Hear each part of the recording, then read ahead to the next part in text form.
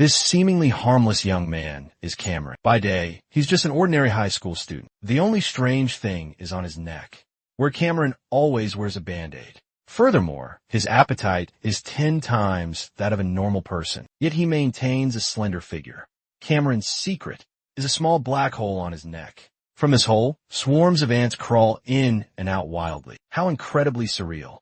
One night, Cameron was out for a walk when he saw two thugs chasing a girl. The girl had a stunningly curvaceous figure and a beautiful face. You could tell at a glance that the two bastards were planning to do something nasty to her. Just as they were cornering the girl deep in a dead-end alley, Cameron appeared. He was still munching on a piece of cake. Stay away from her, unless you want an early grave. Normally, this would be a classic hero saves the damsel scene. But the two thugs, seeing that Cameron was just a little brat, found it hilarious. They tried to shoo him away like a chicken, constantly threatening to beat him up if he didn't leave. Cameron said nothing, simply ripping the Band-Aid off his neck, revealing a hole. Even stranger from that hole, many black ants were slowly crawling out. Get lost, one of the thugs yelled at Cameron. But no sooner had he finished speaking, he suddenly felt a warm, liquid splash onto his face.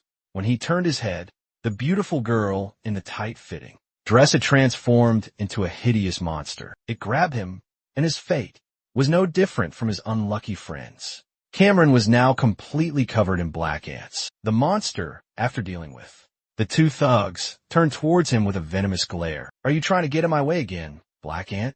The next day, forensic police cordoned off the alley. The massacre scene was like a battlefield. They only found the lower half of a body and a man's right arm. They wondered to themselves, what kind of gang war could be this? Brutal. According to a witness, a young boy was seen at the scene. The inspector also noticed another detail. It was a wrapper full of cake crumbs and swarmed by black ants, lying in a small alley. He lit a cigarette and kept muttering, "A young boy, huh?" Meanwhile, in class, Cameron was still engrossed in his passion for snacking. The homeroom teacher was sharing information about the incident in the alley in the Namun district. Last night, the police confirmed this incident is related to insectoids. So the teacher was reminding his students not to hang around after school if they didn't want trouble. Coincidentally, the class president, Choi Era, also lived in the Namun district, so her friend, Bang Sejin, kindly offered to walk home with her after school. At the back of the class, some delinquents were joking around. Hey, do you believe insectoids exist? Of course, why not? We have an insect in our class, too. Honeybee Cameron over there. The group snickered, but Cameron was still focused on eating. Perhaps his nickname, Insect or Honeybee, came from his habit of eating sweets. After finishing the warning about the insectoid, the teacher brought up something everyone dreaded, collecting homework. But during break time, the lazy kids went up to Choi Era and threatened her not to collect the homework. The reason was simple. They hadn't done it and want to drag everyone else down with them. While Era didn't know what to do, Cameron walked up and handed her his completed workbook. This act was like saving Era from those two boys. This made her feel incredibly grateful. But after Cameron returned to his seat, the lazy boys turned their attention to picking a fight with him. They arrogantly stepped on his desk and crushed his notebook. Hey, Honeybee, don't you know what's going on? You only know how to do what the teacher says. You're so annoying. And why do you always have that Band-Aid on your neck? Hiding a hickey? The two of them started messing around at Cameron's desk. Choi Era, hearing this, naively turned to ask Bang Sejin what a hickey was, where her friend replied that it was a mark made by sucking on the neck. Her cheeks immediately flushed red. Over here, the two boys were trying to peel off the Band-Aid themselves. But of course, there was no hickey. They only saw a large black dot, like a mole. This immediately pissed them both off. Hey, you weirdo. You wear a Band-Aid 24/7 just to cover a mole. One of them aggressively grabbed Cameron's collar. However, just as they were about to punch him, they suddenly saw an ant crawl out from the hole, quick as a flash. The black ant crawled down under Cameron's collar. The two brats were so scared they fell backward. He pointed at Cameron, stammering, "Holy crap, an ant just crawled out of his mole. What the hell?" "Calm down. It was probably just an ordinary ant," Bang Sejin called out. Then she turned to Choi Era and bluntly asked if she liked Cameron. At first, Era denied it vehemently, but her shy expression gave her away. Era honestly said she liked him a little. After all, Cameron gets good grades, is good at sports, and is a certified foodie. Who wouldn't like someone like that? Lost in thought, Choi Era unknowingly crumpled the workbook in her hand without realizing it. She hurried to the teacher's office to turn in the homework. When the teacher saw only 2 assignments had been submitted, he flew into a rage. He made the students stay behind to clean up trash. As for the 2 who submitted their work, Era and Cameron, they were allowed to leave on time. On the way back to the classroom, Choi Era kept hesitating. Should she tell the class about this? She was afraid the lazy students would bully her again. Besides, Bang Sejin hadn't done the homework either. She wanted to stay and help her clean up, and then they could walk home together. But along the way, Era saw Cameron trying to stick his Band-Aid back on. She then remembered he also lived in the Nammun district. Choi Era went up to talk to him. She mentioned how the teacher let the 2 of them leave early, while the others had to stay and clean. She explained, but Cameron just grunted indifferently. Then, Choi Era mustered up the courage to ask him to walk home together, but Cameron bluntly refused, saying he was busy. At the end of the day, Choi Era had to stay behind to help Bang Sejin sweep up the trash so they could go home together. Just as she expected, the underachieving students were constantly cursing, but Choi Era was in no mood to be sad. She was just thinking about how her crush had just refused to walk home with her. Era told Sejin about it, and her friend burst out laughing. Sejin thought Cameron was too harsh, but Era kept defending him, saying he was a very good person. While the 2 girls were chatting, the 2 underachievers slipped away. They hid in a corner to skive off work and gossip about Cameron. One guy insisted that he had seen a black ant crawl out of his mole, while the other thought he was tripping. The 2 of them kept talking as they walked, completely unaware that they had come face to face with an insectoid, until it was too late. By the time they realized the danger, it was already too late. One of them was caught by the insectoid, which opened its huge mouth and chomped down. The other one, paralyzed by fear, could only stand frozen and watch as the kid's head rolled around like a coconut, eventually stopping at the feet of a girl sweeping nearby. The girl let out a piercing scream, then started running for her life, as if she were trying to win a gold medal in the Olympics. Run! It's an insectoid. The crowd quickly fell into chaos due to the appearance of a bizarrely shaped insectoid. Its torso was round and plump like a ball. With every step the monster took, it repeated a phrase like a robot. I told you so. The students started to flee in panic. Bang Sejin and Choi Era also ran for their lives, but the slow-moving insectoid suddenly sped up, which threw the students into even greater chaos. A 4-eyed kid, in his panic, grabbed Bang Sejin's shoulder and threw her backward. Bang Sejin fell and hit her head on a rock, instantly losing consciousness. Choi Era rushed to help her up. They had to run now, but the insectoid had already caught up to them. It stood right in front of the 2 girls, repeating that strange phrase again. I told you so. Choi Era felt completely hopeless. She weakly stood up, shielding the unconscious Bang Sejin, and tried to shoo the monster away. But unexpectedly, upon seeing her, the insectoid reacted. Its face changed slightly, becoming more human-like. Class president, the teacher said you could go home after school. Choi Era was even more shocked. Who would have thought the insectoid in front of her was actually their homeroom teacher? The insectoid clasped its hands together, then raised them high, preparing to strike down on Choi Era's head. It practically screamed, "Please, just listen to what I'm saying." Choi Era burst into tears, closing her eyes, waiting for death to take her. But just then, the teacher insectoid's hands were severed. Choi Era's eyes flew open. She discovered the presence of another being, completely covered in black. Choi Era was so shocked she fainted. The being caught her, then faced the ugly insectoid head-on. The teacher squinted at him, then questioned him resentfully. I know you, Black Ant, but why do you always hunt your own kind? Are you fighting to protect humans? The teacher yelled in Black Ant's face, saying that they, the insectoids, were at the bottom of the food chain. We have evolved to rule over all, not to protect weaklings like humans. But Black Ant didn't seem to want to hear his rant. He threw a thunderous punch, sending the teacher flying and slamming him against the back wall. Seizing the moment, Black Ant calmly lifted the unconscious Bang Sejin. He then placed the 2 girls safely in a corner. Fighting? You're wrong. This isn't a fight. I just hunt and eat you. The teacher was even more astonished to hear this. This black ant was clearly an insectoid too, yet he hunted and ate his own kind. He felt this was truly a piece of trash. His will to fight immediately soared. Then get rid of the thought that you can eat me on behalf of our fallen comrades. I'll chew you alive, you damn black ant. The teacher curled up into a ball and shot towards Black Ant. The speed was truly astonishing, and Black Ant couldn't block the hit in time. He was sent flying by the impact, crashing through a fence. Finally, he fell to the ground. Just an ant trying to get in my way. An ant is still just an ant. Let yourself be crushed. The teacher flew high up into the air, then started to plummet down. With this acceleration and gravity, Black Ant would surely be crushed. He truly didn't have time to dodge. He was hit with a gut-wrenching impact. Seeing that this move wasn't enough, the teacher flew up once more, wanting to repeat the same attack.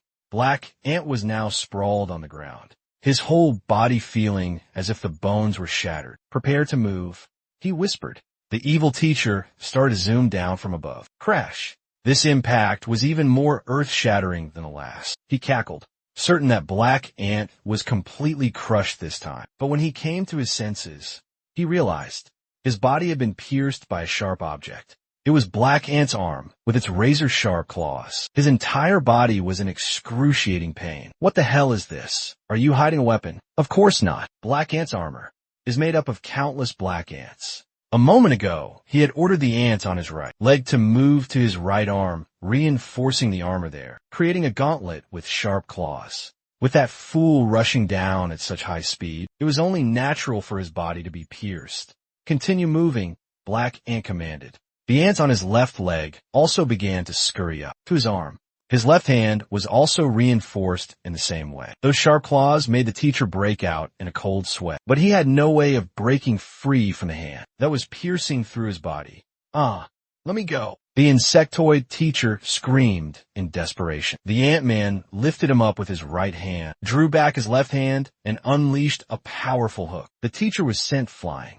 The punch was so strong that he felt. There wasn't a single unbroken spot left on his body. His head was stuck in the ground, his feet pointing to the sky, an incredibly awkward posture.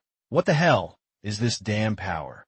The evil teacher struggled, trying to get up, but the Ant-Man closed in on him again. This time, he used both arms to lift the teacher above his head as he continuously screamed. No. He had evolved and didn't want to live an ordinary life anymore. But no matter how much he struggled, he couldn't stop. The Ant-Man, who was continuously pouring strength into his arms. Finally, he crushed the evil teacher. The shattered pieces of his body fell all over the ground, a truly horrifying sight. Go on, eat, the Ant-Man said. Immediately, all the black ants on his body dispersed. They began to relentlessly tear apart the evil teacher's corpse. But the Ant-Man was completely unaware that his recent battle had been witnessed in its entirety by another insectoid, hiding behind a nearby tree. The scene was quickly sealed off. It was the same inspector who investigated the case in the alley of the Southgate district. This time, he even brought a partner with him, one who looked capable enough to confront an insectoid. But by the time they arrived, it was too late. There was no one left to fight.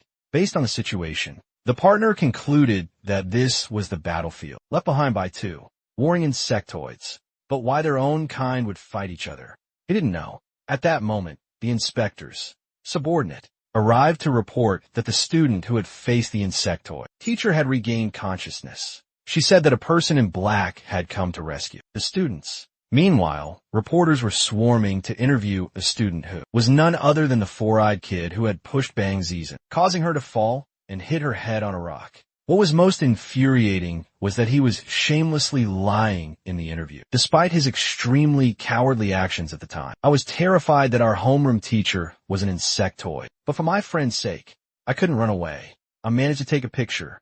Do you sirs want to see it? The reporters, of course, wanted to, but when the young man opened his photo album, the picture was completely blurry. You couldn't make anything out at all. This was also what was giving the inspector a headache. Nearby CCTVs and car black boxes were all useless, so they hadn't gathered any evidence. Meanwhile, the press was just causing a commotion here, obstructing the investigation. But in any case with this situation, the story of the insectoids would soon be more than just a simple urban legend. The inspector and his partner went to the student who had just woken up, who was Choi Era. Seeing the inspector smoking, she pinched her nose tightly. "Mister, you're not allowed to smoke at school." The inspector said, "Oh," and then stubbed out the cigarette in his hand. His partner wittily said that it wasn't a cigarette, but insecticide. It sounded absurd, but it was the truth. Back to the main issue. Choi Era was the one who had the closest contact with the monster. Era recounted that when the evil teacher was about to skewer them, the black Ant-Man appeared. The inspector and his partner were a bit surprised to hear that. A person in black? How do you know it was a person? I saw that person looked very human. I fainted right after that, so my memory is hazy. But that person didn't look like a monster at all. Choi Era repeatedly insisted that the black Ant-Man had saved them. Seeing this, the inspector changed tack and asked another question. He asked if any student was absent during the trash pickup. Choi Era nudda. She honestly replied that there was only one person who didn't come, and that was Kam Il-sung. At this time, Kam Il-sung had also returned home. His grandmother had cooked a fragrant table full of food, all his favorite dishes waiting for him. But looking at the table of food today, Kam Il-sung only felt sick to his stomach. "Grandma, I'm not hungry today." That was because just that afternoon, he had digested a giant insect. Hearing this, his grandmother seemed to understand the issue immediately. She must have been used to this. "Oh dear, again." She anxiously checked Kam Il-sung's body all over. "Are you hurt anywhere?" "I am sorry, Grandma. You prepared a meal for me." Kam Il-sung's grandma waved her hand, indicating it was fine. "Your safety is the most important thing." Then she sent him to his room to rest. Kam Il-sung still felt bad about the meal, telling his grandma he'd wake up early tomorrow to make up for it. After he went into his room, his grandmother couldn't hold back her tears any longer. "Oh, heaven is so unfair. What crime did my grandson ever commit?" Kam Il-sung tossed his backpack aside and lay down on his bed. On the TV, the news was reporting on the incident at his high school that afternoon. The teachers, students, and parents were all shocked and outraged to learn that their homeroom teacher, Mr. M, was an insectoid. And they were even more outraged to learn he ate the students just because they didn't do their homework. Kam Il-sung lay motionless. It was unclear if he was asleep or not. The swarm of black ants, each carrying a piece of flesh torn from the body of the evil homeroom teacher, formed an orderly line, moving from the school all the way to Kam Il-sung's house. Then they also orderly crawled into the hole on his neck, as if they had never been apart. A few days later, the police were busy with a new case again, a series of child kidnappings. Today, they were approaching an abandoned building, suspected to be where the children were being held. When they reached the third floor, the police chief and his colleagues were stunned by what they saw. In one of the rooms, there were dozens of cocoons hanging on the wall, swaying inside. Outside the building, 3 members of the organization Park Reaper were waiting impatiently. This was the organization that specialized in handling cases involving insectoids. Besides the familiar inspector named Pio, who had investigated the alley and school cases, there were 2 new young men, one named T and one named Sam. After waiting a while, a call for backup indeed came. It seemed this kidnapping case was truly related to insectoids. Up here, the police chief and his subordinates were hastily cutting down the cocoons. They knew their opponent was an insectoid, so they didn't dare wait for Park Reaper to arrive before acting. They had to seize every second. Otherwise, the children's lives would be in danger. After taking them all down, they began to open the cocoons. Luckily, the children were all still breathing. But misfortune also began from here. When a police officer sliced open a cocoon, what awaited him was not an adorable child, but an arrow that shot through his head. A hideous creature that looked like a fly flapped its wings and emerged. It flew straight towards the police chief and questioned it. "What are you doing with my children?" The police chief was so tense. He didn't know how to respond. The fly creature roared once more. "Ask what you're doing, you lowlifes." This fly creature looked very aggressive. The police chief didn't even dare to breathe loudly. His subordinate raised his machine gun, but the fly creature lunged towards him. Its speed was faster than a blink, and its nose was formed from sharp metal, as sharp as an arrowhead. Bang! The fly's nose was immediately knocked to one side. The police chief was stunned. It turned out to be Sam from Park Reaper, who had attacked with a sniper rifle from a tall building across from theirs. He had shot slightly off because of the flies. Incredible speed. Having its iron nose bent made it even more furious. "What are you doing? You dare to shoot at me? What are you doing with my money? I'm getting angry. Once again, it charged forward at the speed of an arrow, this time aiming for the police chief. But its claws hadn't even touched him before they were blocked by a bat. Luckily, T had arrived to provide backup. The fly was bewildered, not thinking anyone in the world could block its attack. The hot-tempered T then smacked it with his baton, a mighty blow that flattened the fly against the wall. Inspector P.O. ordered the police officer to get the children out. He didn't dare to delay for a second. The fly creature screamed in fury, wanting to give chase. Where are you taking my money? But P.O. didn't give it a chance to do so. He exhaled a plume of blue smoke. The fly immediately staggered, unable to take off and fly high. It turned out this was the real purpose of the insecticide, cigarettes that P.O. was addicted to. You'll get dizzy from this smoke and obediently tell me where the children you kidnapped were sold.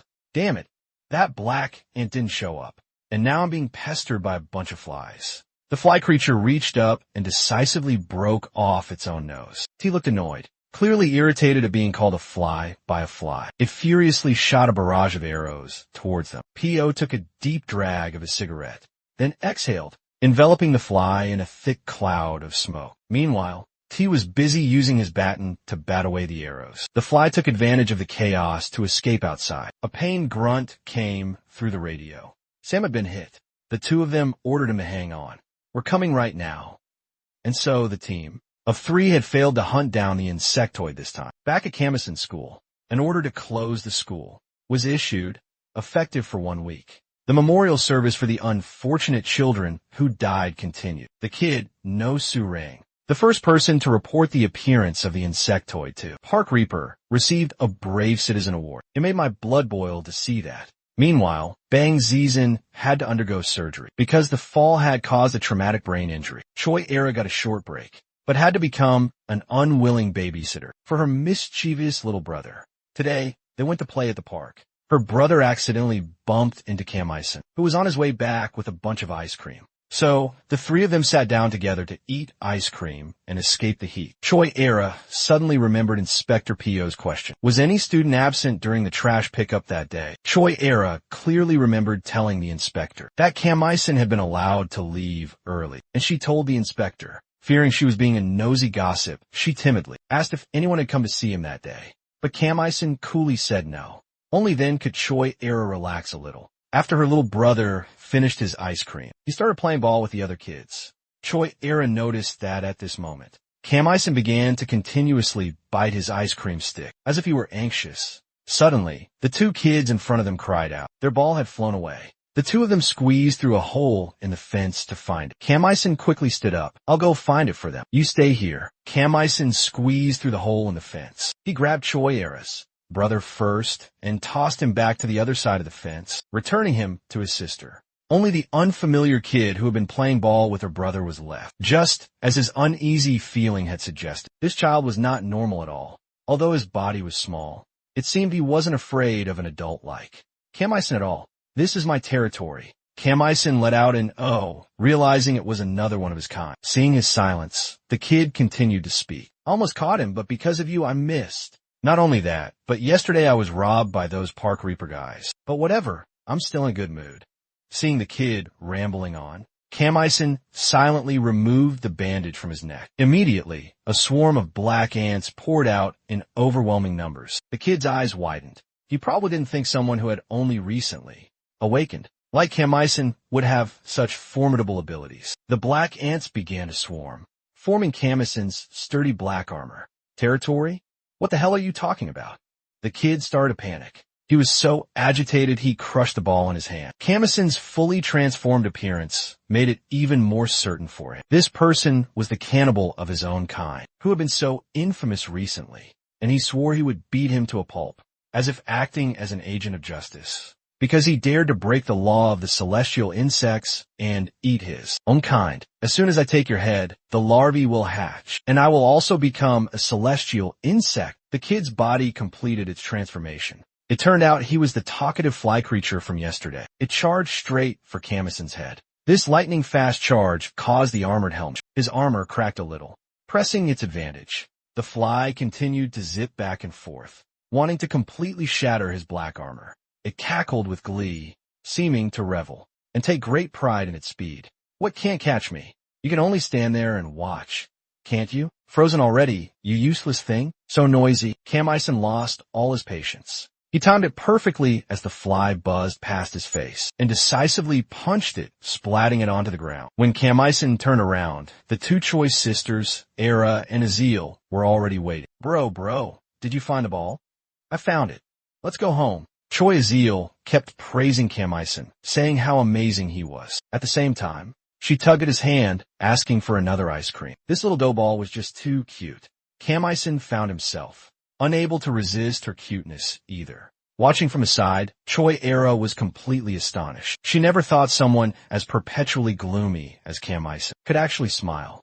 Meanwhile, in the woods next to the park, the fly's corpse was swarmed by a large horde of black ants. Clearly, its fate was no different from that of the insectoid teacher. A week later, the children returned to school. But Choi Era's class 3 was temporarily closed. The school did this to let the unfortunate victims in her class rest in peace. Choi Era was temporarily moved to class 5. She was extremely frustrated because Bang Sejin hadn't replied to her messages. Since his surgery, he also wasn't allowing any visitors. But what annoyed Era even more was having to be in the same class as No Sugang.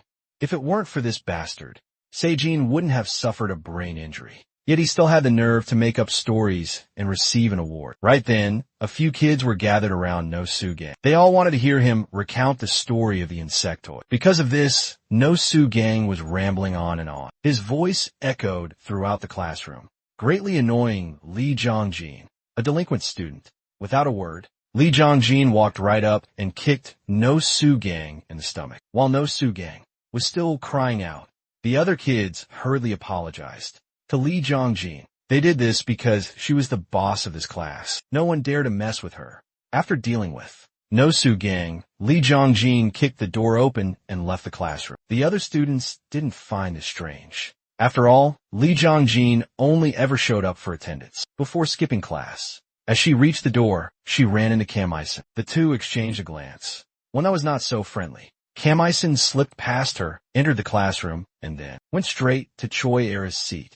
She cheerfully recounted how No Sugang had just gotten kicked by Lee Jongjin for being too loud. This made Era feel extremely satisfied. Kamisen wasn't very interested in the story. He habitually took a bag of chips out of his backpack and started munching on them during math class. Suddenly, Kamisen sensed something was wrong. Seeing his grim expression, Choi Era thought he was just hungry. But in reality, Kamisen had detected an insectoid. So, the moment the school bell rang, Kamisen vanished. Choi Era was about to ask him to lunch.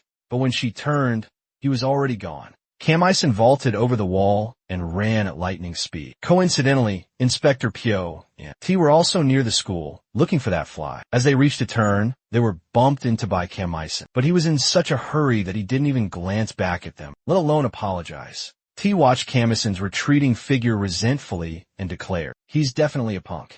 How do you know he's a punk? Just experience.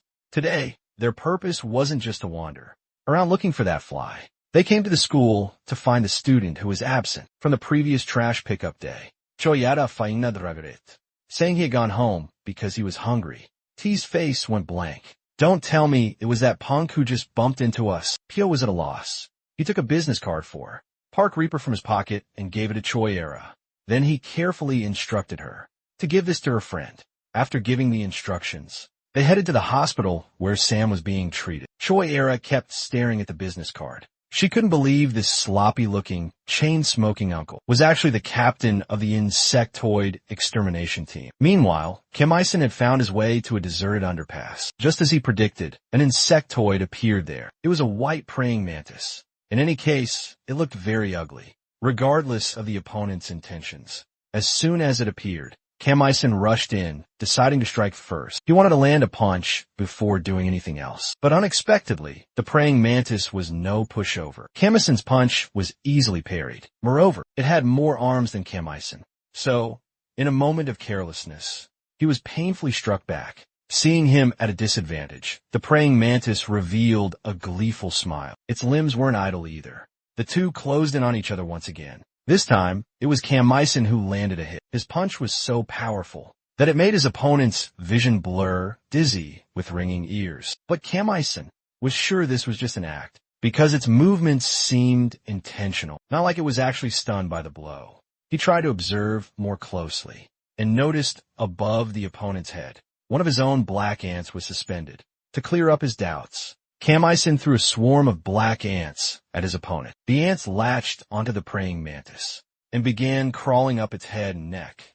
The swarm started climbing higher, as if climbing into thin air, but they were actually clinging to very fine threads, connected to the mantis's body. The other end of these threads snaked up to the ceiling. Another insectoid was there. Realizing it was about to be exposed, the other insectoid proactively cut the threads. The praying mantis's body immediately went limp and fell to the ground. Kamisen went to investigate.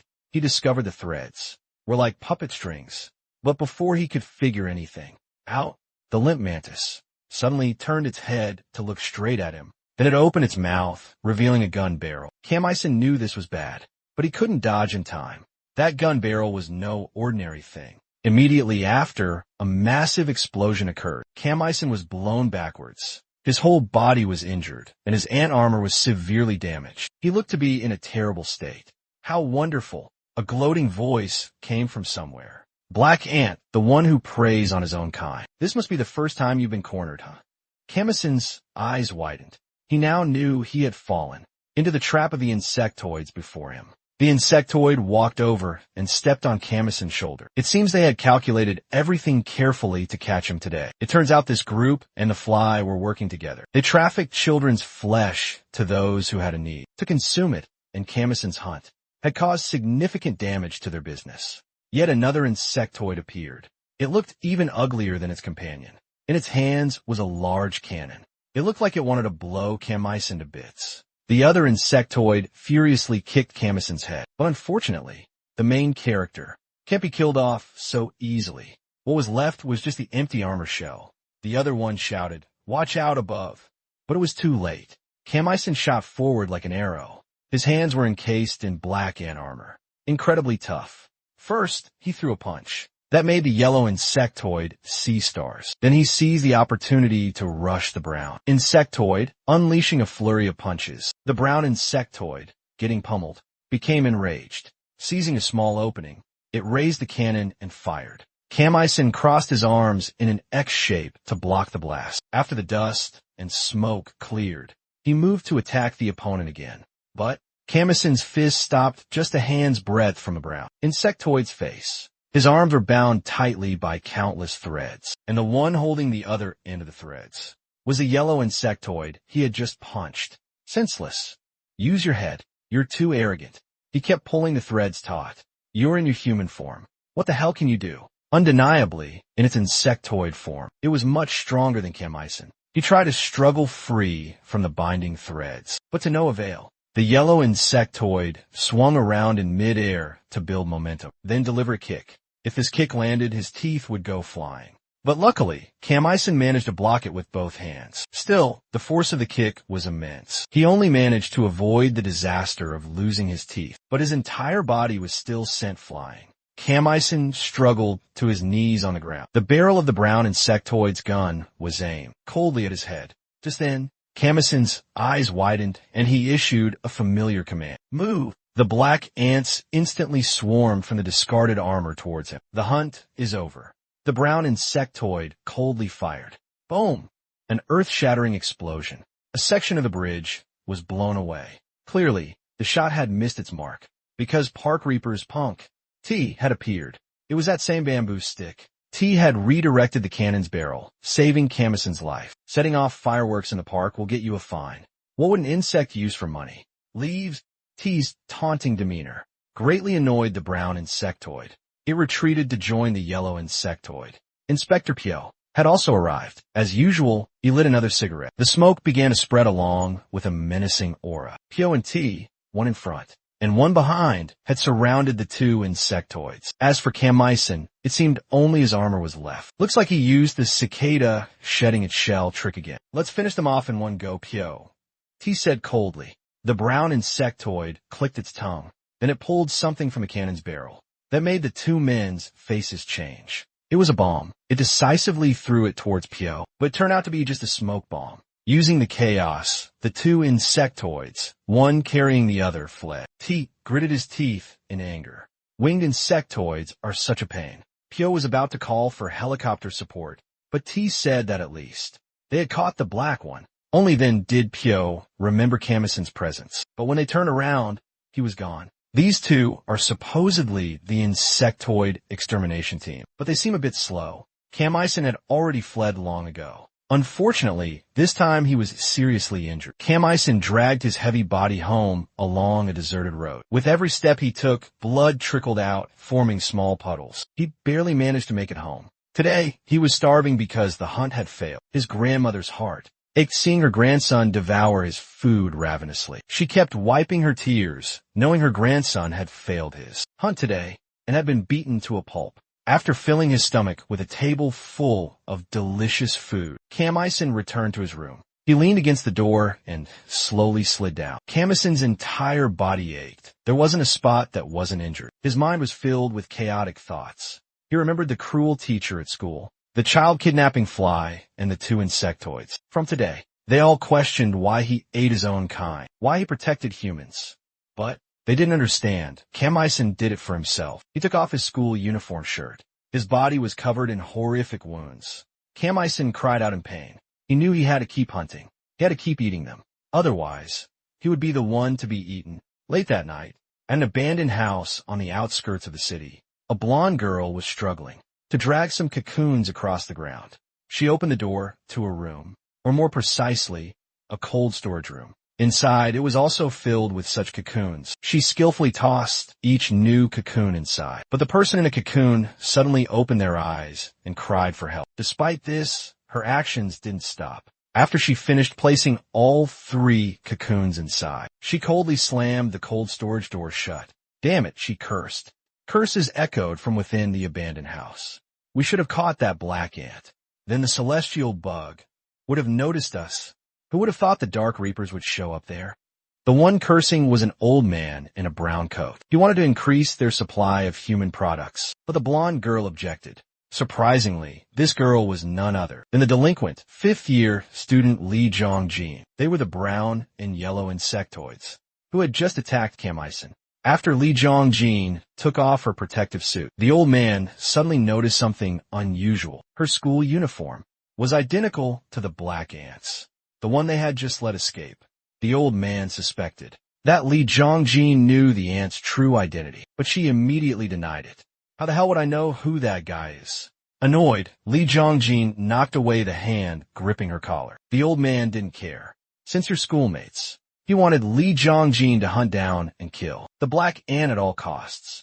But Lee Jong-jin flared up. She didn't want to do dirty work, like taking a person's life. My purpose for coming here was to... Lee. Before Jong-jin could finish her sentence, her throat was seized. The old man seemed very displeased to hear her call his assignment dirty work.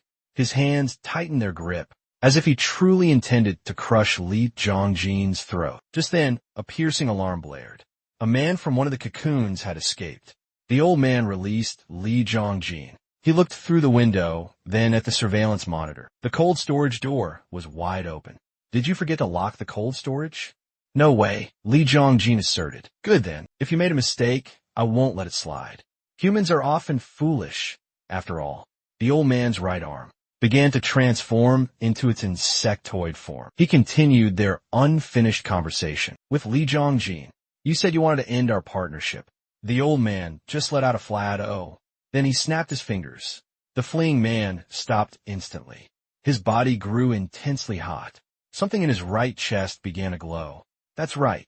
It was identical to the bomb in the mouth of that mantis insectoid. Just a second later, the man was blown to smithereens. The old man was still facing Lee Jong-jin. The recent explosion was like a warning from him to her. You see, I always know how to deal with things that get in my way. Lee Jong-jin's body also began to glow. There was no doubt about it. She had a similar bomb implanted in her. And if she didn't want to be blown to smithereens, Lee Jong-jin had to obey the old man's orders. I'll say it one last time. Skewer that black ant for me. The next day, Students were bustling in the cafeteria during lunch. No Sarang and his friend were pestering the lunch lady for an extra sausage, but she refused, saying first years weren't allowed to have it today.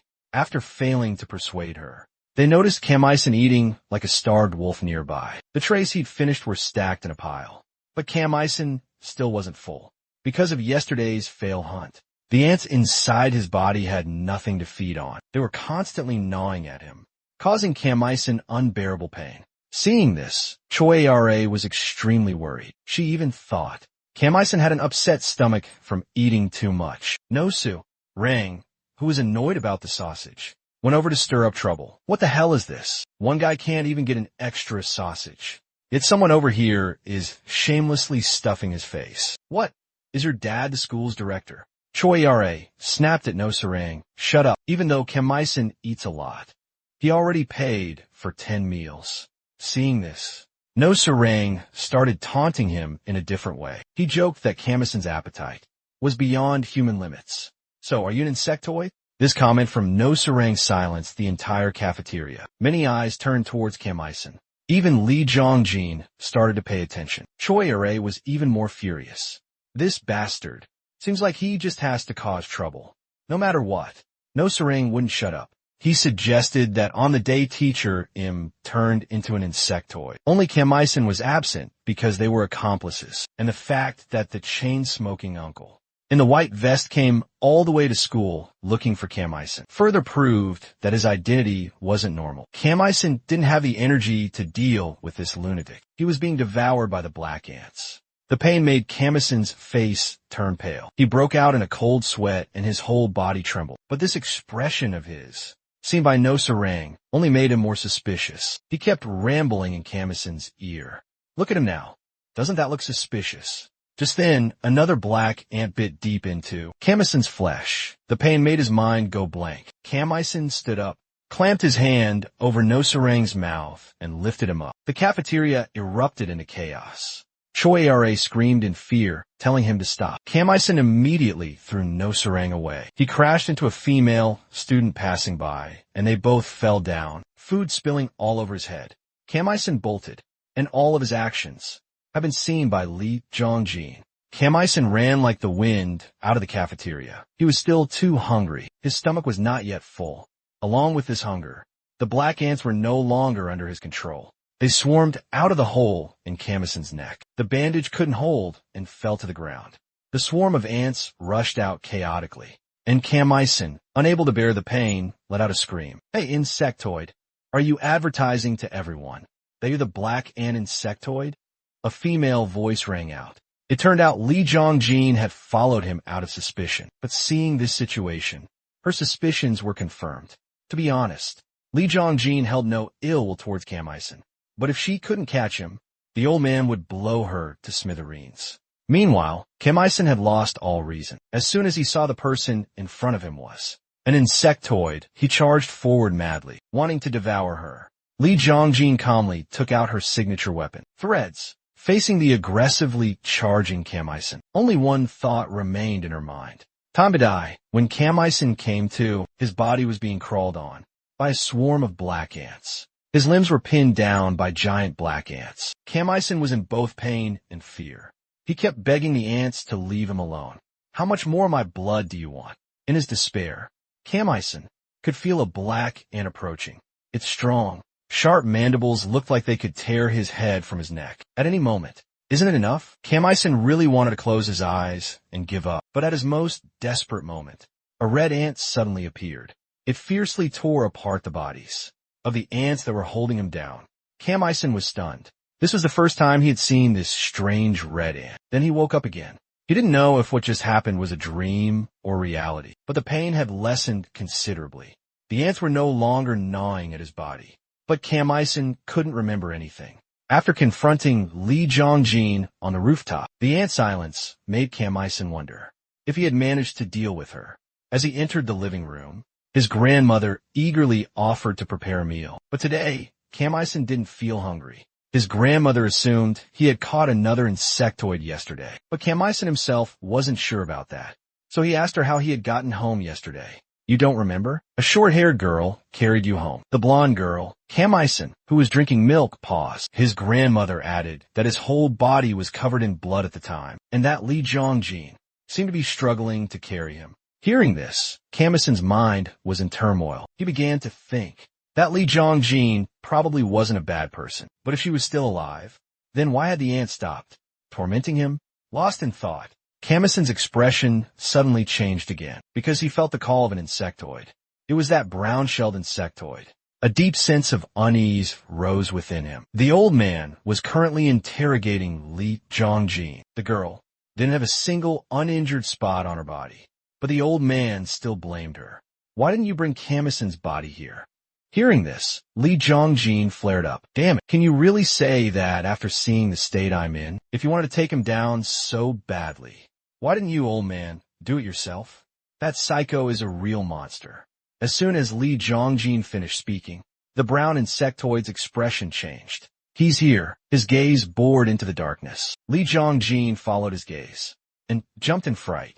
Just then, a night train passed over the bridge. The light from the train illuminated the person standing below. It was Kamisen in his insectoid form. The old man also immediately transformed into his own form. Lee Jongjin had no choice but to follow suit. She lunged forward and aimed a fierce kick at Kamisen. He blocked it with his left arm. The black ants, on command, moved to reinforce his right arm. As a result, Lee Jongjin took a devastating punch. This single blow shattered her outer armor to pieces. But Kamisen didn't press the attack and walked right past her. Lee Jongjin thought he was trying to escape, but unexpectedly, Kamisen went straight for the brown insectoid. The old man shot Lee Jongjin a contemptuous look. Useless. Suddenly, Kamisen's foot was grabbed. It was Lee Jongjin. Wait, what are you doing now? Are you pitying me just because I helped you once? Don't look down on me like that. After all, if I don't catch him, my goal of getting revenge on the celestial bug can't be realized. Kamisen seemed to understand Lee Jongjin's wish, but the sight of her crawling on the ground, clinging tightly to his leg, was extremely unsightly to the insectoid. Named Jang Gun-suk. Once again, the old man Jang bluntly called her useless. He slowly approached step by step. Lee Jongjin realized that Jang Gun-suk's actions were very unusual. Wait, what are you planning to do? Stop, don't do it. Jang Gun-suk cackled. You are truly ignorant. Did you really think I would help you get your revenge? It was like a hard slap to Lee Jongjin's face. All this time, she had followed Jang Gun-suk for the sake of revenge. But now he was saying this. She had always endured humiliation, doing the dirtiest jobs he ordered, all to get revenge on the celestial bug. But now he was saying it was all meaningless. What insectoid can stand against the celestial bug? In Jang Gun-suk's hand was a detonator. If he pressed his thumb down, Lee Jongjin's body would explode. He thought it was the most perfect end for someone useless. You won't have to go alone. Hold on tight to that leg. Lee Jongjin couldn't think straight anymore. But Kamisen wasn't one to be trifled with. In a flash, he disappeared from Jang Gun-suk's sight. While he was looking around for him, right next to Lee Jongjin, a large explosion occurred. Jang Gun-suk immediately cackled. He mocked Kamisen's clumsy movements. The explosion was because he stepped on a landmine, and ahead was a field full of mines. No matter where he stepped, it would explode. Kamisen's target now was that bastard's hand, and he had to speed up. He had to be faster. So fast that he couldn't be seen. Kamisen kept leaping back and forth, dazzling his opponent, even though he stepped on mines several times. His speed was so great that he didn't suffer the fate of being blown to pieces. Seeing him get faster and faster, Jang Gun-suk started to feel uneasy. This is too fast. He can no longer keep up with his steps. He turned around. Back to the scene, Kamisen had approached Jang Jon. She thought he was going to break his arm to get the detonator. But what Kamisen broke was this bastard's head. What the hell is this monstrous strength? Lee Jongjin thought to herself. The situation had turned too quickly. She couldn't believe her eyes. Kamisen stood proudly in the darkness. His full-body black armor now emitted an orange-red glow. Kamisen let go. Jang Jon's head rolled away. His body fell as well. The ants began to leave his body, and they started to perform their familiar task of digesting food. Jang John's body was swarmed by the black ants. Lee Jongjin was still too shocked to stand up. Cam Ison coolly walked past her, throwing her a look of unclear meaning, then left. When he was a short distance away, Lee Jongjin suddenly jumped and called out to him. She wanted to know why Cam Ison had saved her. You have a plan too, don't you? Do you also have a reason to fight the skybugs? Cam Ison didn't answer. Instead, he asked Lee Jongjin a question. What happened yesterday? The girl was bewildered. Doesn't this idiot remember anything? After beating me to a pulp yesterday? Recalling that moment, Lee Jongjin felt she was truly lucky to have escaped death. The black ants had swarmed Cam Ison, but they didn't form his sturdy armor like usual. Instead, he seemed to be controlled by them, turning into a terrifying half-human, half-insectoid form Lee Jongjin had never heard of, let alone seen an insectoid like this. She was beaten to the ground, and the ant head launched another attack, but just as Lee Jongjin was about to be bitten, Cam Ison screamed, "Stop!" The black ant head actually stopped, but Cam Ison's condition wasn't good. It seemed he was struggling to regain control of his body from the ants. I told you, don't do whatever you want. Cam Ison groaned, his words broken. The black ant head no longer attacked Lee Jongjin. Instead, it turned around, wanting to attack Cam Ison himself. And in that moment, Lee Jongjin did something extremely disadvantageous to herself. She used her threads to tightly bind the ant head, preventing it from harming Cam Ison. This action was completely unconscious. But when she saw that Cam Ison's insectoid had a will of its own, she really didn't want to let it harm him. Lee Jongjin put all her strength into binding the head. Deep in Cam Ison's chest, something began to burn hot. He let out a loud scream. Then, the black ant head exploded. The ant started to calm down and crawled back into the hole in Cam Ison's neck. As for him, he had completely passed out. Lee Jongjin, panting, sat down beside him. At that time, she thought for a long time, this was a good chance to take down Cam Ison. If not, she could also sell him to his enemies for a profit. But suddenly, a thought popped in her head. If it's a freak with such terrifying power, maybe Cam Ison could destroy the skybugs. In that case, he would become the only trump card she could possess. In the end, just as her grandmother had told her, Lee Jongjin decided to spare his life and take Cam Ison home. According to Lee Jongjin, Cam Ison had now also become a target of the skybugs. Because that bastard Jang John had kicked the bucket, the supply of human flesh would decrease sharply. If they investigated further, the skybugs, finding him would only be a matter of time, and he would naturally be targeted by them. Then his family, friends, everyone who had ever met him, even if they just passed by, would be affected. They would hunt down everyone, including those who know Cam Ison and those he knows. I will help you, and you, please fight with me. Lee Jongjin pleaded earnestly. She believed that if it were just her, or just Cam Ison, fighting alone, it would be very difficult to win. But if they joined forces, they could definitely do it. You're helping me? Cam Ison's voice was full of sarcasm. It's not that. You just have nothing. So you want to find someone to cling to. Cam Ison didn't care and wasn't bothered about the skybugs. He approached Lee Jongjin and raised his hand, swarming with black ants, to cover her eyes, as if to block out her last ray of hope. Cam Ison wasn't afraid of the skybugs either, because no matter what, he would eat them all. A second later, Kamishon squeezed the Yongjin Maut Shut. The ants from his hand began to crawl over and attack her. It seemed that even though she had saved his life, but Lee Jongjin still couldn't escape the same fate as Jang John. The next morning, Cam Ison went to class as if nothing had happened. When the homeroom teacher took attendance, Lee Jongjin was absent. This was truly strange, because even though she seemed like a slacker, she had never missed a single day. The teacher, worried, asked if any student close to Lee Jongjin could try calling her. But the whole class shook their heads, because that delinquent girl had no friends at all. Hey, you know what? I heard there was an accident at Namunchin yesterday. No Sarang started gossiping again. Oh, maybe it was Jongjin? I've seen her go there a few times. If it was her, then we'll be the top dogs of this class. Huh. Another guy chimed in jokingly, but his dream of being the top dog of the class wouldn't come true, because right after that, Lee Jongjin kicked the door open and walked into class. The words of those two jerks had all been heard by her. You two, stay behind after class. The two brats, who had been laughing happily, now their faces went pale. They thought to themselves, we're so screwed.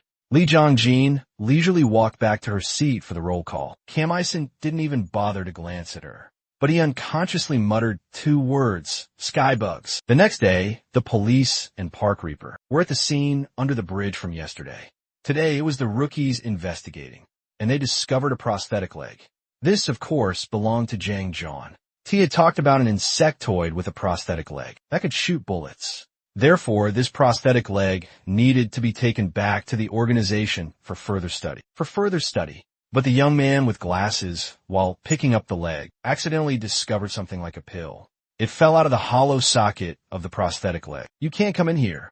Before he could get a good look at what it was, he was distracted by the commotion from over here. A tall, large man wanted to barge onto the scene, but was stopped by the staff. This long-haired young man, in the middle of smoking an insect-repellent cigarette, ran out to stop him. He placed a hand on the big man's shoulder and said in a mocking tone, "Hey, buddy, this is a dangerous area." But before he could finish his sentence, the arm on the shoulder was broken. The remaining group of Park Reaper rookies immediately went into a panic. "It's an insectoid." They all drew their weapons while reporting to headquarters about the new insectoid appearing at the crime scene. However, those were the last words they would ever say in this life, because right after that, all of their heads were torn from their necks. That insectoid, even without transforming, his strength was still enough to completely overpower this group of Park Reaper's future prospects. After wiping out the whole group, the man snatched the pill from the young man's hand. He made a call to someone saved in his contacts as Bad Girl to report that the sample had been secured. Let's play this time. Lee Jong-jin sat in class, making a slingshot to shoot Cam Ison. A piece of paper with a message inside, asking him to meet her after school at the back gate. Cam Ison showed up on time to meet her. The two of them talked like 2 real men. Recalling that moment, Lee Jong-jin thought she was a goner. The swarm of black ants from Cam Ison's hand poured endlessly into her body through her mouth. But when she opened her eyes, she found she was still alive. Moreover, she was able to vomit out the bomb that the old man had installed inside her.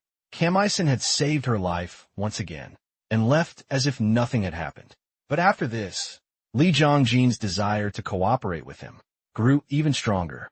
The purpose of asking Cam Ison out today was also to propose this cooperation again. But the young man's attitude seemed much firmer than Lee Jong-jin had thought.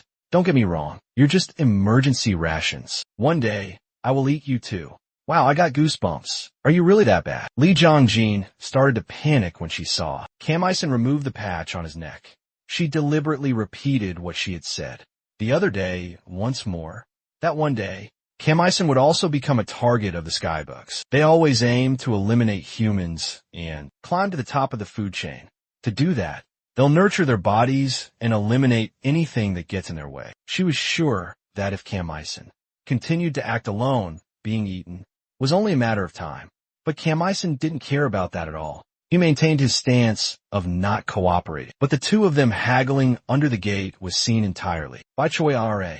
A feeling of jealousy rose from deep within her. She didn't know when the two had become so close. No matter how she looked at it, they didn't seem to match at all. In another development, Park Reaper was researching and developing a type of armor to fight insectoids. And the person being tested was T. This was also because recently, Park Reaper had suffered too many casualties. They were forced to enhance their durability, to minimize casualties as much as possible. After T finished putting on the armor, Dr. Mann, head of the technical department, began the test. They didn't give T a weapon. Instead, there was only a short sword attached to his right arm. Preparations were complete. An insectoid prisoner was brought in. P.O., from the outside, ordered him to fight T with all his might. This made the insectoid extremely excited, because it had been a long time since he'd experienced the feeling of fighting someone. After transforming, the beetle-like creature vanished in a flash. Then, just as quickly, appeared behind T. His punch missed his target because T had quickly dodged. He gave a satisfied smile. This armor increases physical strength by 80 times that of a normal person. The feeling is completely different. P.O., who, from the outside, reminded T not to be careless, because the opponent in this test was a beetle insectoid, with a movement speed of up to 300 kilometers per hour. T also tried his best to focus. The two sides were now evenly matched. After trading blows for a while, T finally managed to land a kick on him. But this kick caused insignificant damage, while T was also punched twice in the same spot. The armor plate on his arm was already starting to show signs of cracking. Then, in a flash, the insectoid lunged again. This time, he successfully choked T, just when he thought he was a goner.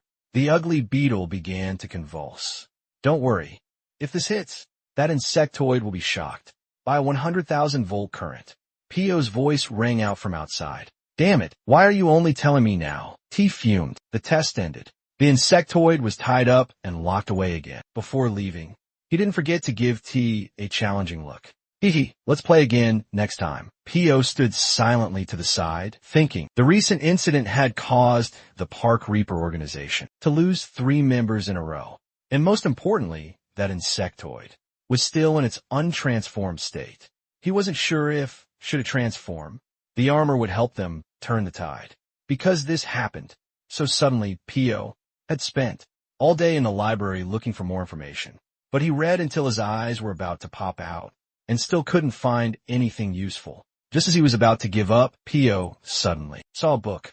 It was called Operation Ant Nest. After flipping through the book for a while, Pio saw a name that startled him. On the other side, Lee Jong-jin was still trying to persuade Kim Il-sung to cooperate with her, and when she mentioned the name of the Skybug's leader, his attitude changed 180 degrees. Coincidentally, those two names were one and the same. The leader of the Skybugs, Karima. Kim Il-sung. Stunned, old, painful memories began to resurface. The image of his mother dying in tears, and the image of Karima. Though it had been a long time, it was still all too vivid. It was because of this name that Kim Il-sung had agreed to cooperate with Lee Jong-jin. The next day, after school, Lee Jong-jin casually came and put her arm around his shoulder. She wanted to invite him for some meat. To celebrate the day, they officially became allies. Kim Il-sung didn't originally intend to go, but as soon as he heard the word meat, his expression changed. Meat? You mean human flesh? What nonsense are you talking about? I don't eat human flesh. Lee Jong-jin repeatedly waved her hands. Why would you make a silkworm like me, who only eats mulberry leaves, eat human flesh? But I'll treat you to some super delicious meat. Let's go. Meat was tempting enough, and this was super delicious meat. Kim Il-sung couldn't help but run ahead like an eager dog, not forgetting to urge Lee Jong-jin to hurry up. They went to a barbecue buffet restaurant. That girl really knew how to pick a place. Bringing Kim Il-sung here would surely bankrupt the owner. As expected, an employee was displeased to see 2 students taking a mountain of meat. He was afraid they wouldn't finish it all, but the owner remained calm, because if customers left food over, they would be fined according to the amount of leftover meat. But the employee's attitude quickly changed, from annoyance to astonishment. The reason was that Kim Il-sung was eating as if he hadn't had meat in 1,800 years, and Lee Jong-jin wasn't falling behind either. Seeing her opponent focused solely on stuffing his face, Lee Jong-jin was forced to start the conversation. How did you find out about Karima? I'm not really sure myself. Kim Il-sung answered curtly, as he was still focused on chewing his meat. He must have done something to your family, right? The reason Lee Jong-jin guessed that was because both her parents had been killed by Karima. To this day, she couldn't forget the words he said when he let her live and left. I don't kill my own kind, but these inferior beings don't count. My kind awakened. It was clearly a sad story, but Kim Il-sung didn't seem to be listening. At that moment, he was stuffing an entire slab of pork belly into his mouth. Lee Jong-jin had to order 2 more servings of meat. She even asked for another grill, because the meat couldn't cook fast enough to keep up with. Kim Il-sung's eating. The owner and the employee were starting to panic now. Were these 2 really students? Finally, they had to make a decision to protect their business. That was to kick both of them out. Kicked out while eating, they decided to get drinks instead. While Lee Jong-jin was ordering, a crowd passed by Kim Il-sung, and he overheard a young couple's conversation. The young man was luring his girlfriend to his house to devour her. The word devour had so many implications, but Kim Il-sung's intuition told him a young man was an insectoid. He urgently wanted to follow him, but Lee Jong-jin insisted on coming along. Meanwhile, Choi R.A. had just taken a bus to the city's central hospital. Bang Se-jin had been in the hospital for quite some time. Today, she still didn't want to see anyone. Feeling dejected, Choi Ra left the gift at the door and went away. There was a reason why Bang Se-jin had become like this. She had passed an audition and was preparing to debut as a youth idol. But this incident caused Bang Se-jin to undergo surgery and shave off her beautiful long hair. This chance to debut, Bang Se-jin had waited a very long time for it. But just like that, it was lost. As she was leaving, Choi Ra saw an incredibly beautiful nurse. But aside from thinking, wow, she's so pretty, she didn't pay the other woman much mind. Choi Ra left, not foreseeing that this beautiful woman would directly ruin the life of Ban Se-jin. Late that night, she entered Bang Se-jin's hospital room. The girl got angry when she saw someone entering her room without permission. But the woman, instead of getting angry at being scolded, just chuckled. Laughing, she took off her nurse's uniform, revealing a cool, edgy woman underneath. Are you lashing out at everyone, little one? She leaned in close to Bang Se-jin. Then she opened her mouth. On the tip of her tongue was a golden insect encased in a pill. If you can't control your anger like this, then do you want to get rid of everyone who gets in your way? The woman grabbed Bang Se-jin's chin and then gave the girl a passionate kiss, one dripping with treacherous, sisterly affection. After that kiss, the pill containing the insect was unconsciously swallowed. Bibunk Seyin. Just seconds later, her body began to convulse. Bang Se-jin's eyes rolled back in her head. She let out a scream and began to thrash on the bed. And this sight of Bang Se-jin struggling greatly excited the other woman. She let out a cackle, thinking, I'm so looking forward to this. Back to the couple that Kam Il-sun had seen on the street. The naive girl had indeed followed the young man home. Inside, there was a large swimming pool, which made the girl extremely happy. Suddenly, the young man appeared from behind her and kicked her straight into the water. The innocent girl still thought her boyfriend was just playing with her. Even though the pool was 3 times her height, she still didn't sense anything was wrong. The girl swam a few laps, then noticed her so-called boyfriend had suddenly disappeared. She had no idea that he was now at the bottom of the pool, waiting for her with a sinister smile.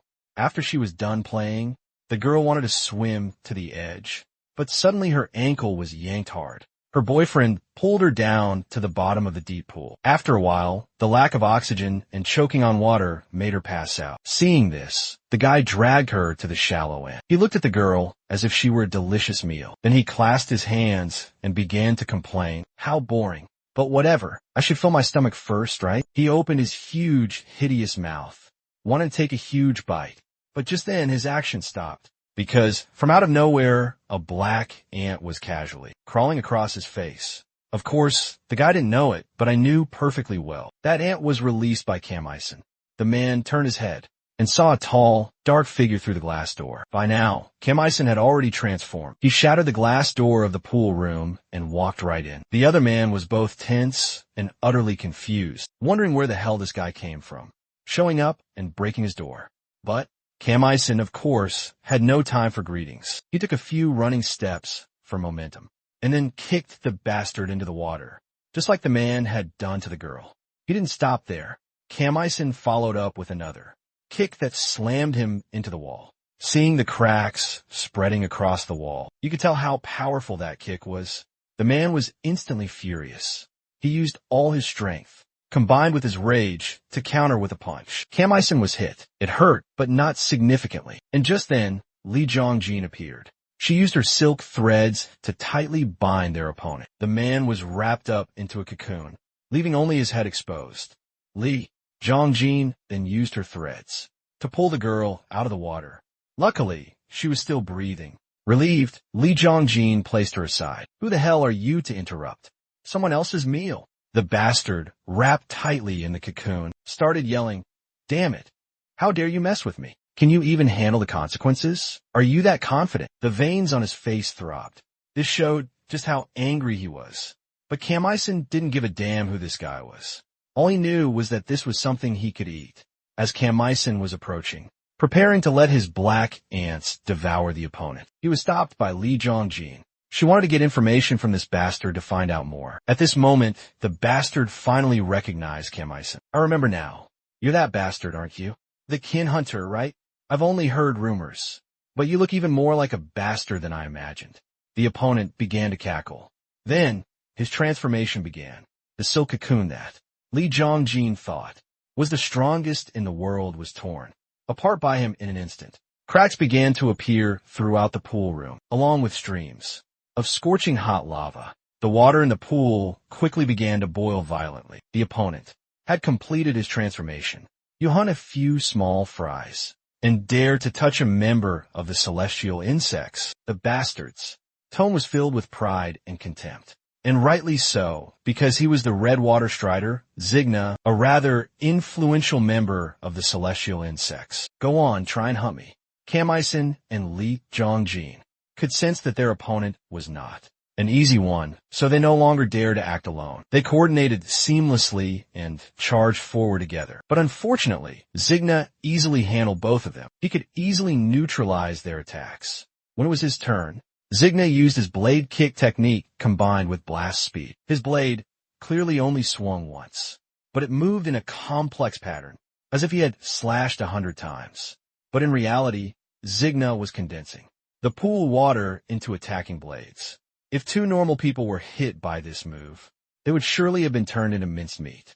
Kamisen and Li Jongjin, though not normal people, weren't much better off than minced meat. Kamisen was seriously injured and fell into the pool. Immediately after, Li Jongjin was also sent flying. They struggled to regroup in the same spot. Zigna's last attack was too strange. He could control water. This quickly put them at a disadvantage, because Zigna was standing in the middle of the pool. This was his home turf. Just getting close to him was already difficult, and even if they did, they would be skewered to death by that last move. Truly worthy of being a member of the celestial insects. They were the overwhelmingly strong ones in the world of insectoids. Li Jongjin just hadn't expected this guy to be so strong. While she was lost in thought, trying to come up with a strategy, Kamisen had already recklessly charged forward.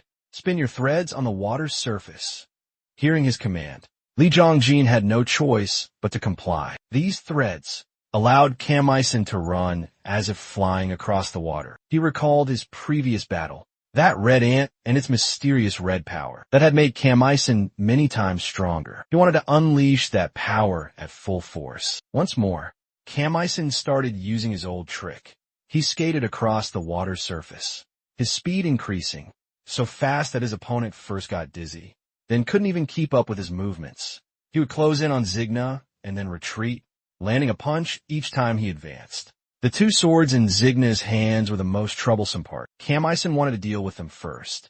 And indeed, he managed to strike Zigna hard enough to make him drop the two swords. Pressing his advantage, Kamisen continued to land several more punches on his opponent. Zigna just stood there, taking the blows. But that didn't mean he was weak, because the scene that followed made Li Jongjin, watching from a distance, his heart skip a beat. When Kamisen attacked again, he was slashed, half of his helmet flying off. He himself was stunned by this sudden turn of events. You see these two black pouches on my back? Zigna spoke slowly. Then he pulled two more swords from his back, and his two legs also transformed into two sharp blades. 4 swords in total. This is my true form.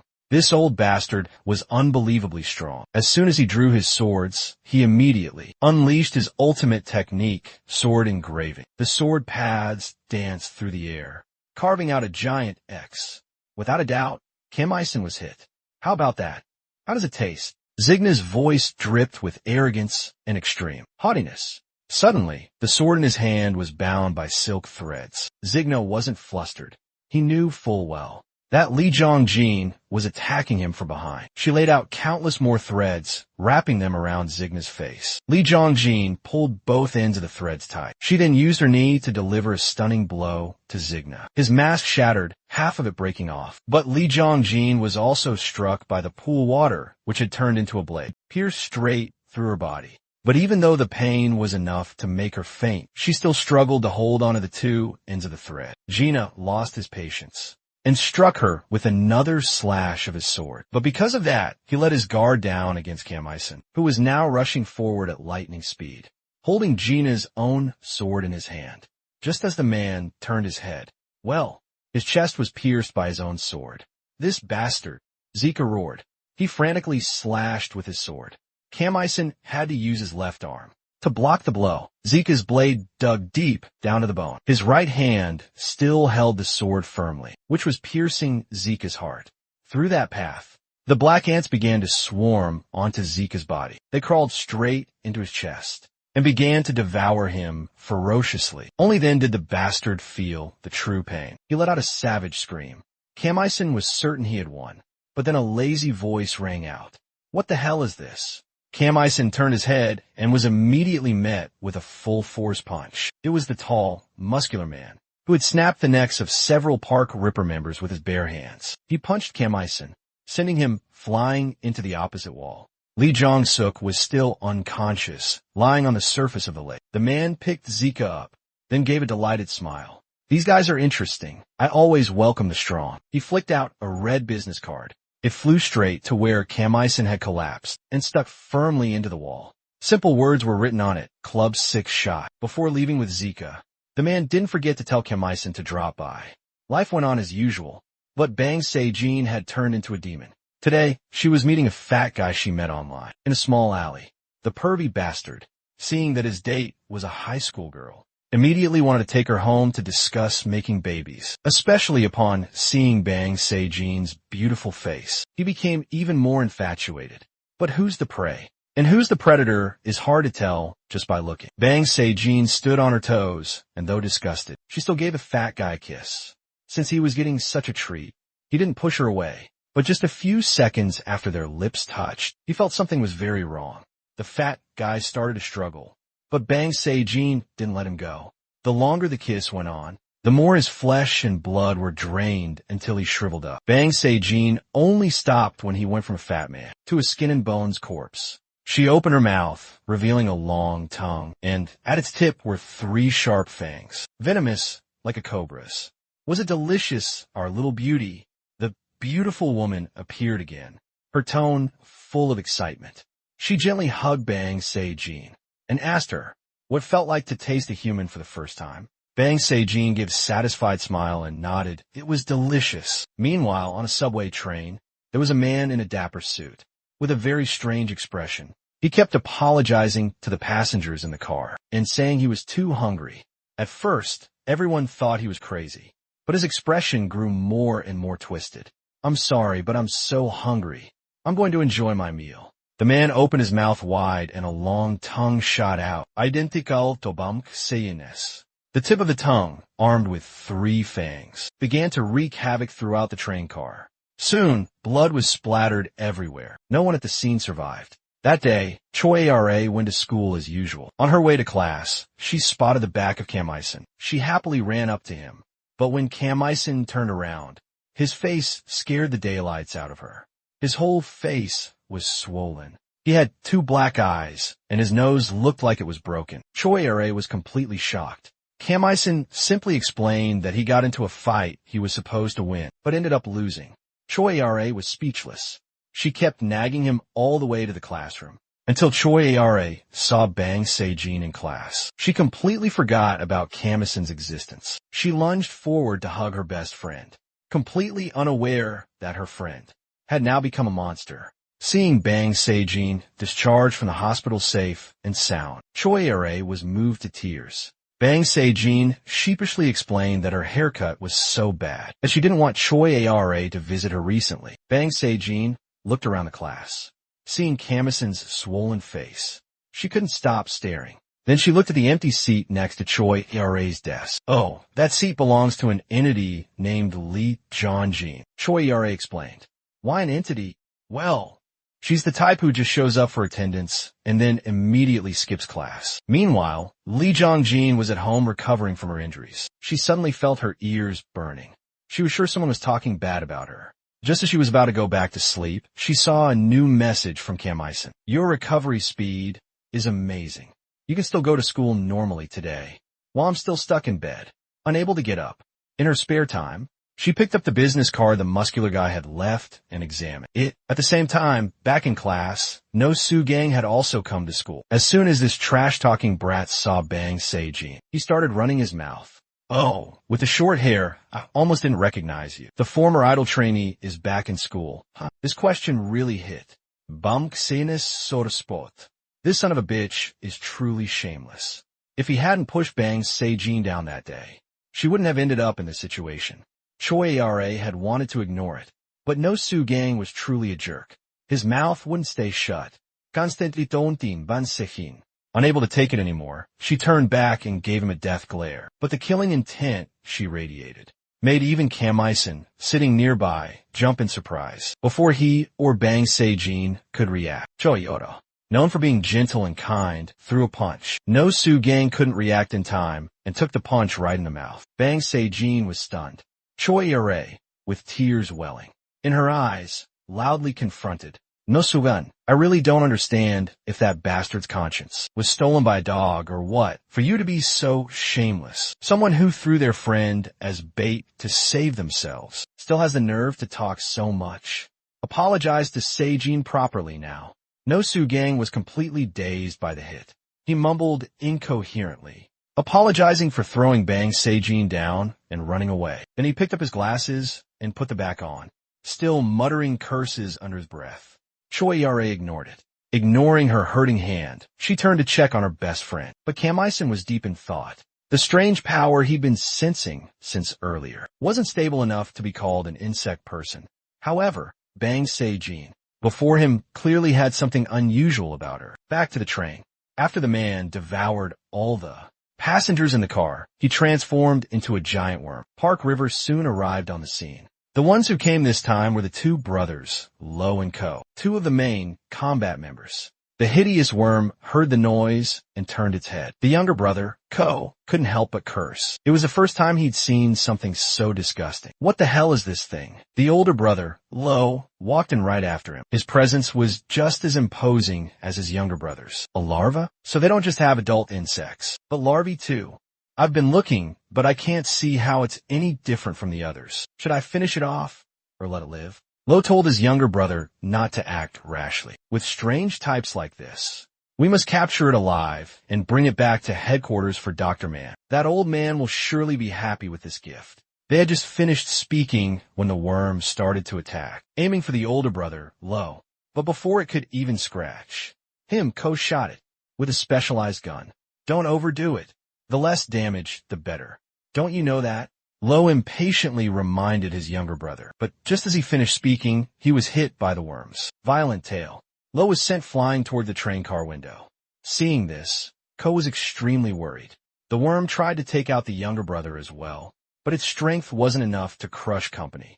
Don't underestimate me. I'm much stronger than that weakling older brother of mine. This sentence was like flipping the combat. Switch of the older brother, Lo. He rushed forward and decisively slashed the worm. Who are you calling a weakling, you little brat? Never mind, I misspoke. Ko let out a long sigh.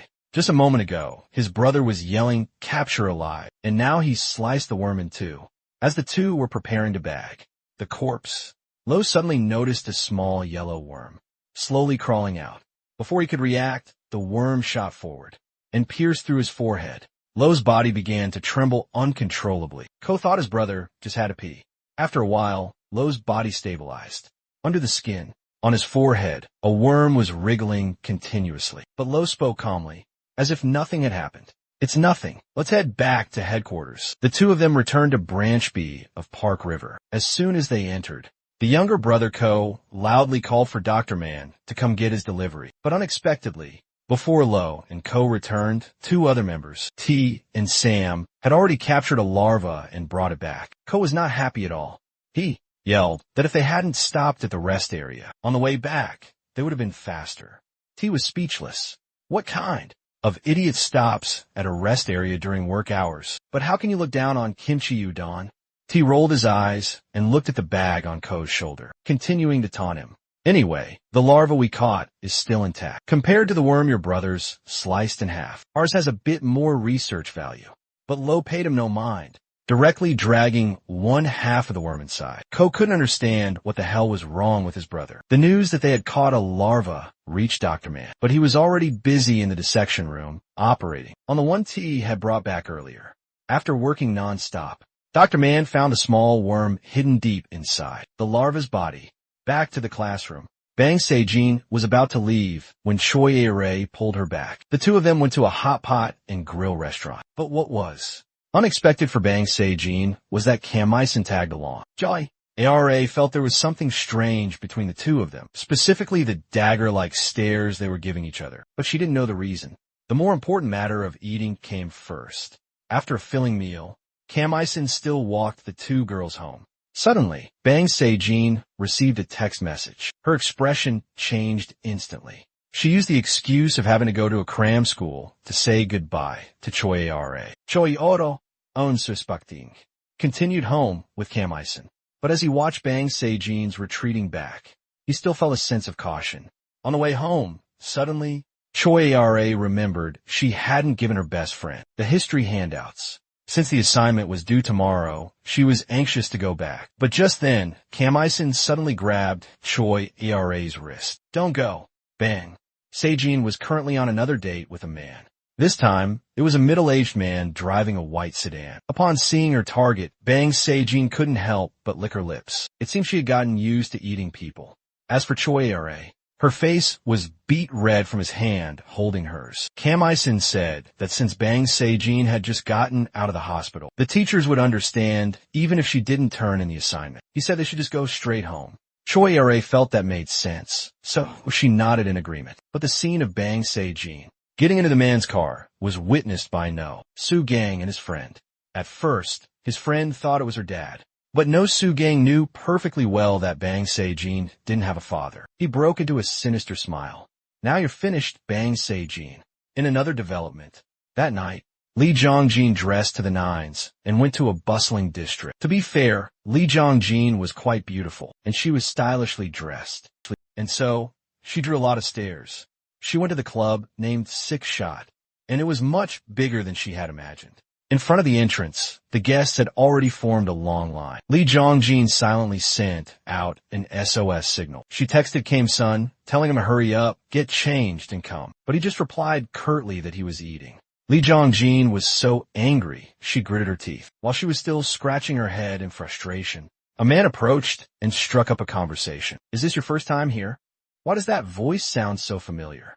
I wonder if we've met somewhere before. Lee Jong-jin flinched at the sight of the flirtatious man. Before her now was the heavenly insect, Zikna. He had a human name that was quite impressive, too. Park Min-jaeun. Seeing this bastard, only one thought remained in Lee Jong-jin's mind. I'm screwed. Lee Jong-jin really wanted to refuse. But Park Min-jaeun was overly enthusiastic and pulled her inside. As soon as she stepped into the club, Lee Jong-jin was overwhelmed by the disco lights and the pounding music. This dance hall is so magnificent.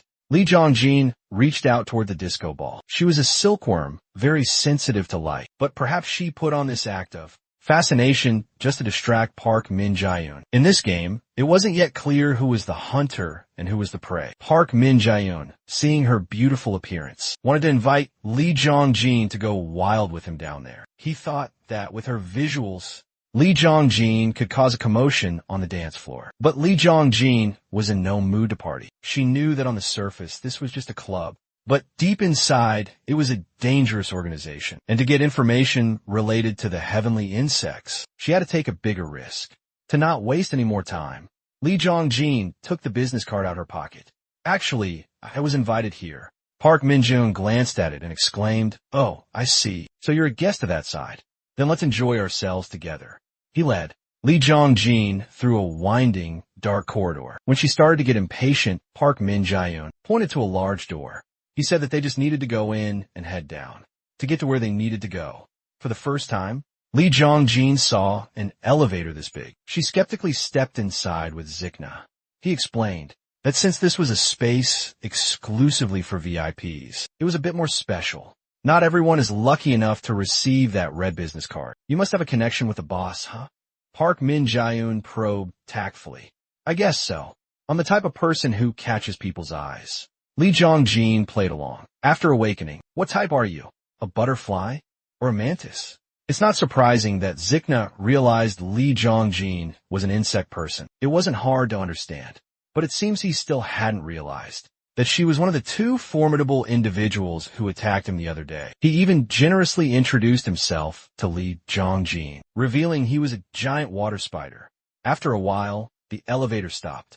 Well, we're here. I'm sure you'll love it when you see it. Lee Jong-jin felt a bit of anticipation. After all, this was a gathering place for insect people. A cocktail party must have been prepared, right? But what hit her ears were frantic cheers. Park Min-jaeun introduced. This is the VIP room of the Six Shot Club, but it looked more like an arena.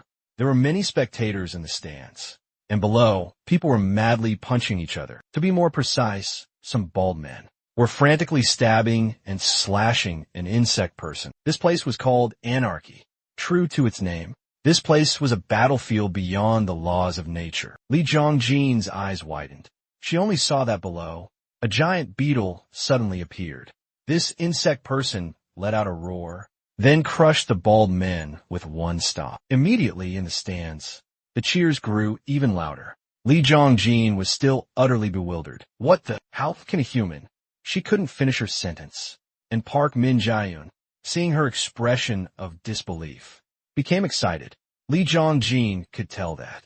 Here, people were betting on the battle between humans and insect people. This scene made her feel extremely nauseous. The beetle on the stage below was called the Beetle Queen. According to Zikna, as he introduced, it was the top star of Anarchy. It had no rival in terms of strength and insect type. Of course, exceptions can happen.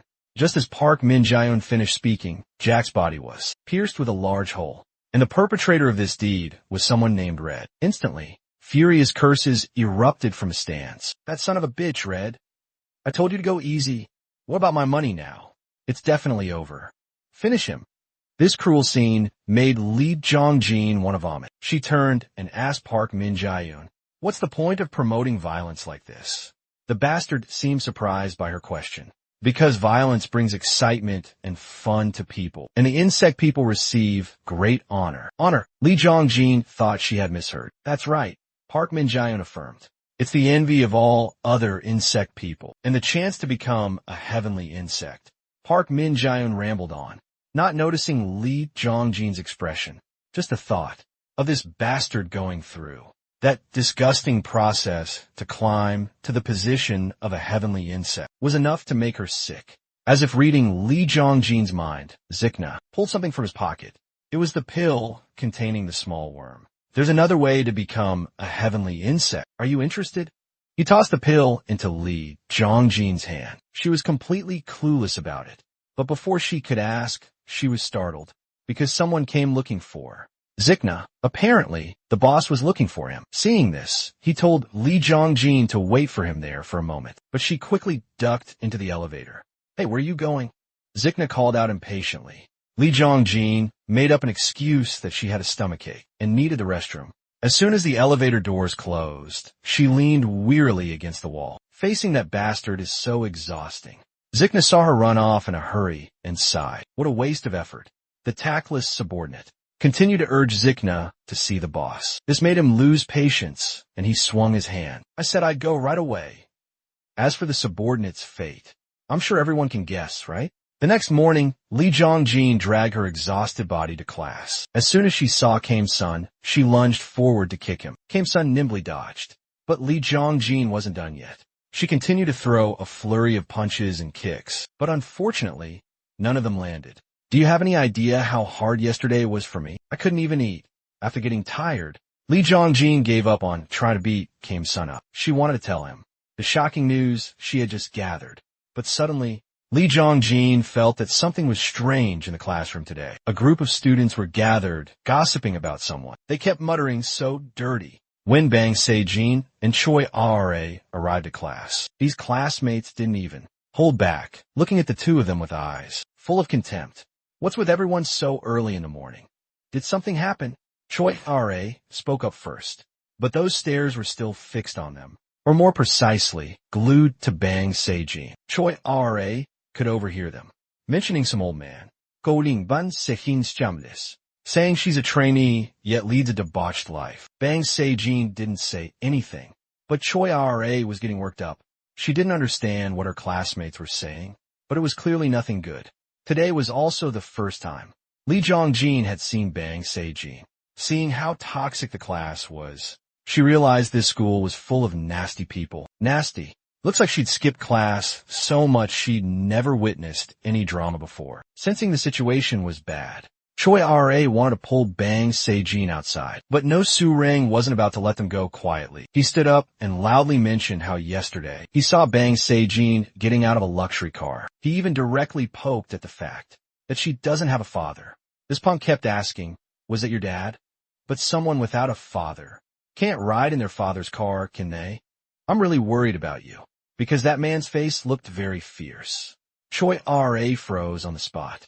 She didn't understand what No Soo-rang was talking about, but according to him, he had taken a taxi yesterday to follow that white sedan, and he even managed to take a picture of Bang Se-jin and that old man entering a hotel. Now, that things had come to this, Bang Se-jin couldn't deny it even if she had 10 mouths. Although No Soo-rang was nasty, he wasn't making it up. He shoved the picture in Bang Se-jin's face directly, criticizing her as a terrible idol with a worthless character. Down below, Lee Jong-jin and Kim-sun were watching the drama unfold. Actually, Lee Jong-jin had always been annoyed by No Soo-rang. She really wanted to teach that brat another lesson. As for Kim-sun, he could feel a source of unease, fluctuating strongly, along with that negative energy. Kim-sun felt that danger was approaching. Choi Ra, who had been biting her lip in silence, now spoke up. "Hey, No Soo-rang, are you having a fit?" As she finished speaking, she was about to throw another thunderous punch. But this time, Choi Ra was stopped. And the person who stopped her was none other than Bang Se-jin. "Get out of here." Bang Se-jin's voice was very soft. Then she smiled and told Choi Ra that she would handle this herself. Choi Ra was pushed out of the classroom. Bang Se-jin firmly closed the door. No Soo-rang had no idea of the approaching danger. He was even planning to report Choi Ra for school violence. But suddenly, Bang Se-jin threw her head back and laughed loudly. "I wanted to stay a little longer, but it seems that's not possible anymore." This attitude of hers immediately flipped the alarm switch for the two insect people at the back of the class. That stupid brat, however, had no idea his time was almost up. It had arrived.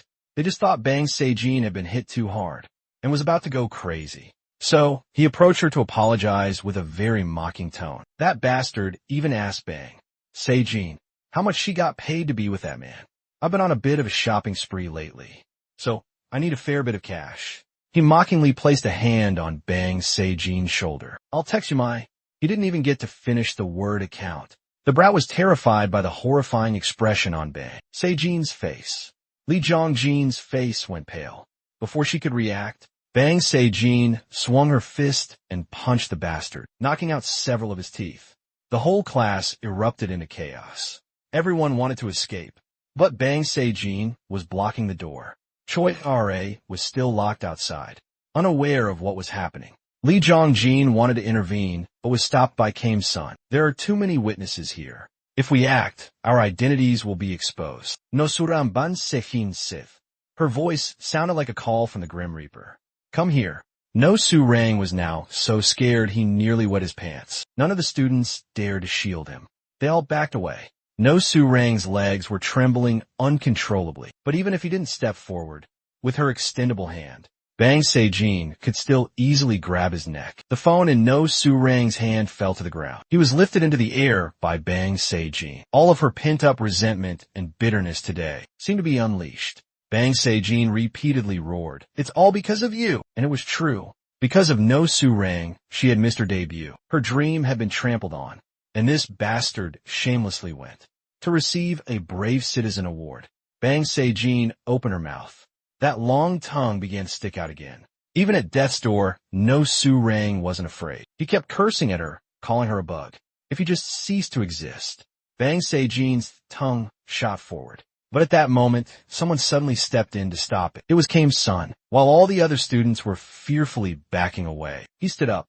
He stepped forward, demanding that Bang Se-jin stop. He even took step after step toward her, without a hint of fear. After doing this, how are you going to face Choi Ra?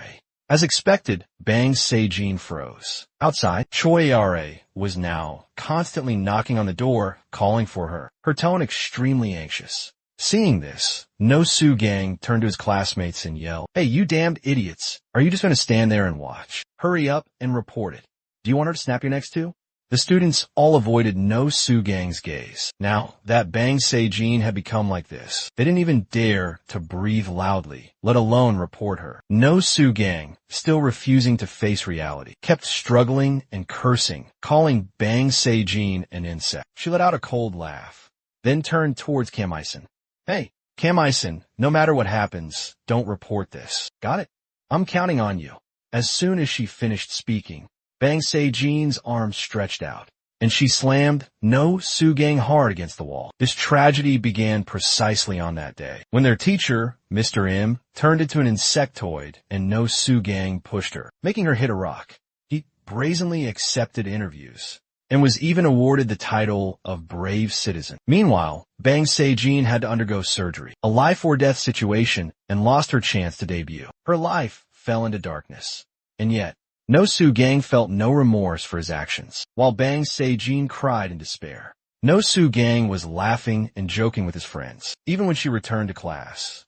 He was completely unfazed, saying, I told you she'd survive somehow. And the final straw was when he said, by the way, if you're still alive, can I stop feeling sorry for you? Truly, though he was human, this bastard character had hit rock bottom. Bang Se-jin looked at him coldly. You brought this upon yourself. Today, even if I skewer you, can I also stop feeling sorry for you? Bang Se-jin's tone clearly wasn't a joke, but her resentment was not so simple that just taking No Soo-gang's life would satisfy it. Bang Se-jin reached into her backpack and took out a handful of those capsules. She wanted to make her opponent taste the horror, the same suffering that she had endured. The moment Lee Jongjin saw those pills, she immediately sensed something was wrong. But Bang Se-jin had already acted one step faster. She squeezed No Soo-gang's mouth open, and then stuffed his mouth full of those capsules. A disgusting sensation quickly washed over No Soo-gang's entire body, with horrifying convulsions. And his screams, his body also began to change.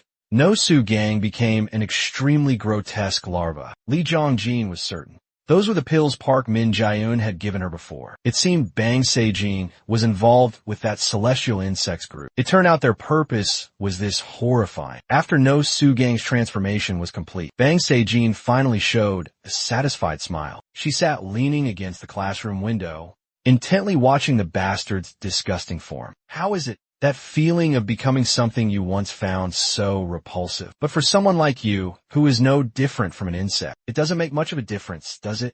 Just then, frantic knocking echoed from outside. The teacher had arrived. Bang Se-jin had wanted to see Choi Ara one more time. But right now, she hated all humans. So, Bang Se-jin just casually uttered a goodbye, and then let herself fall freely from the window. At that moment, the teacher also broke down the classroom door. The fact that there was an insectoid in the classroom made him panic. The brat who was knocked out earlier thought it was Bang Se-jin. He kept screaming, that's Bang Se-jin. That's her. Choi Ara couldn't believe her eyes. However, when that kid was about to call Park Reaper, she unconsciously stopped him. The two struggled for a moment, and the phone was knocked away, landing in front of No Soo-gang. On the other end of the line, Park Reaper had answered the call. Hello, this is Park Reaper. How may we help you? Are you calling to report an insectoid? Hearing these words, No Soo-gang suddenly snapped to his senses. He turned his head to look at his reflection in the window glass, only to be terrified by his own appearance. No Soo-gan, unable to accept that he had become an insectoid, furiously smashed the glass with his head. No way this is happening. He scrambled around, screaming and constantly using his tail to thrash everything around him. Lee Jongjin had to play the hero, saving the damsels in distress, helping the female students avoid being hit. Choi Ara remained frozen on the spot, because she still thought the insectoid in front of her was her best friend, Bang Se-jin. Just as she was about to be hit, Kam Il-sung had to dive in and grab her to save her from a fatal blow. No Soo-gang smashed the window frame and escaped outside. He couldn't accept that he had turned into an insectoid, but he knew he had to run.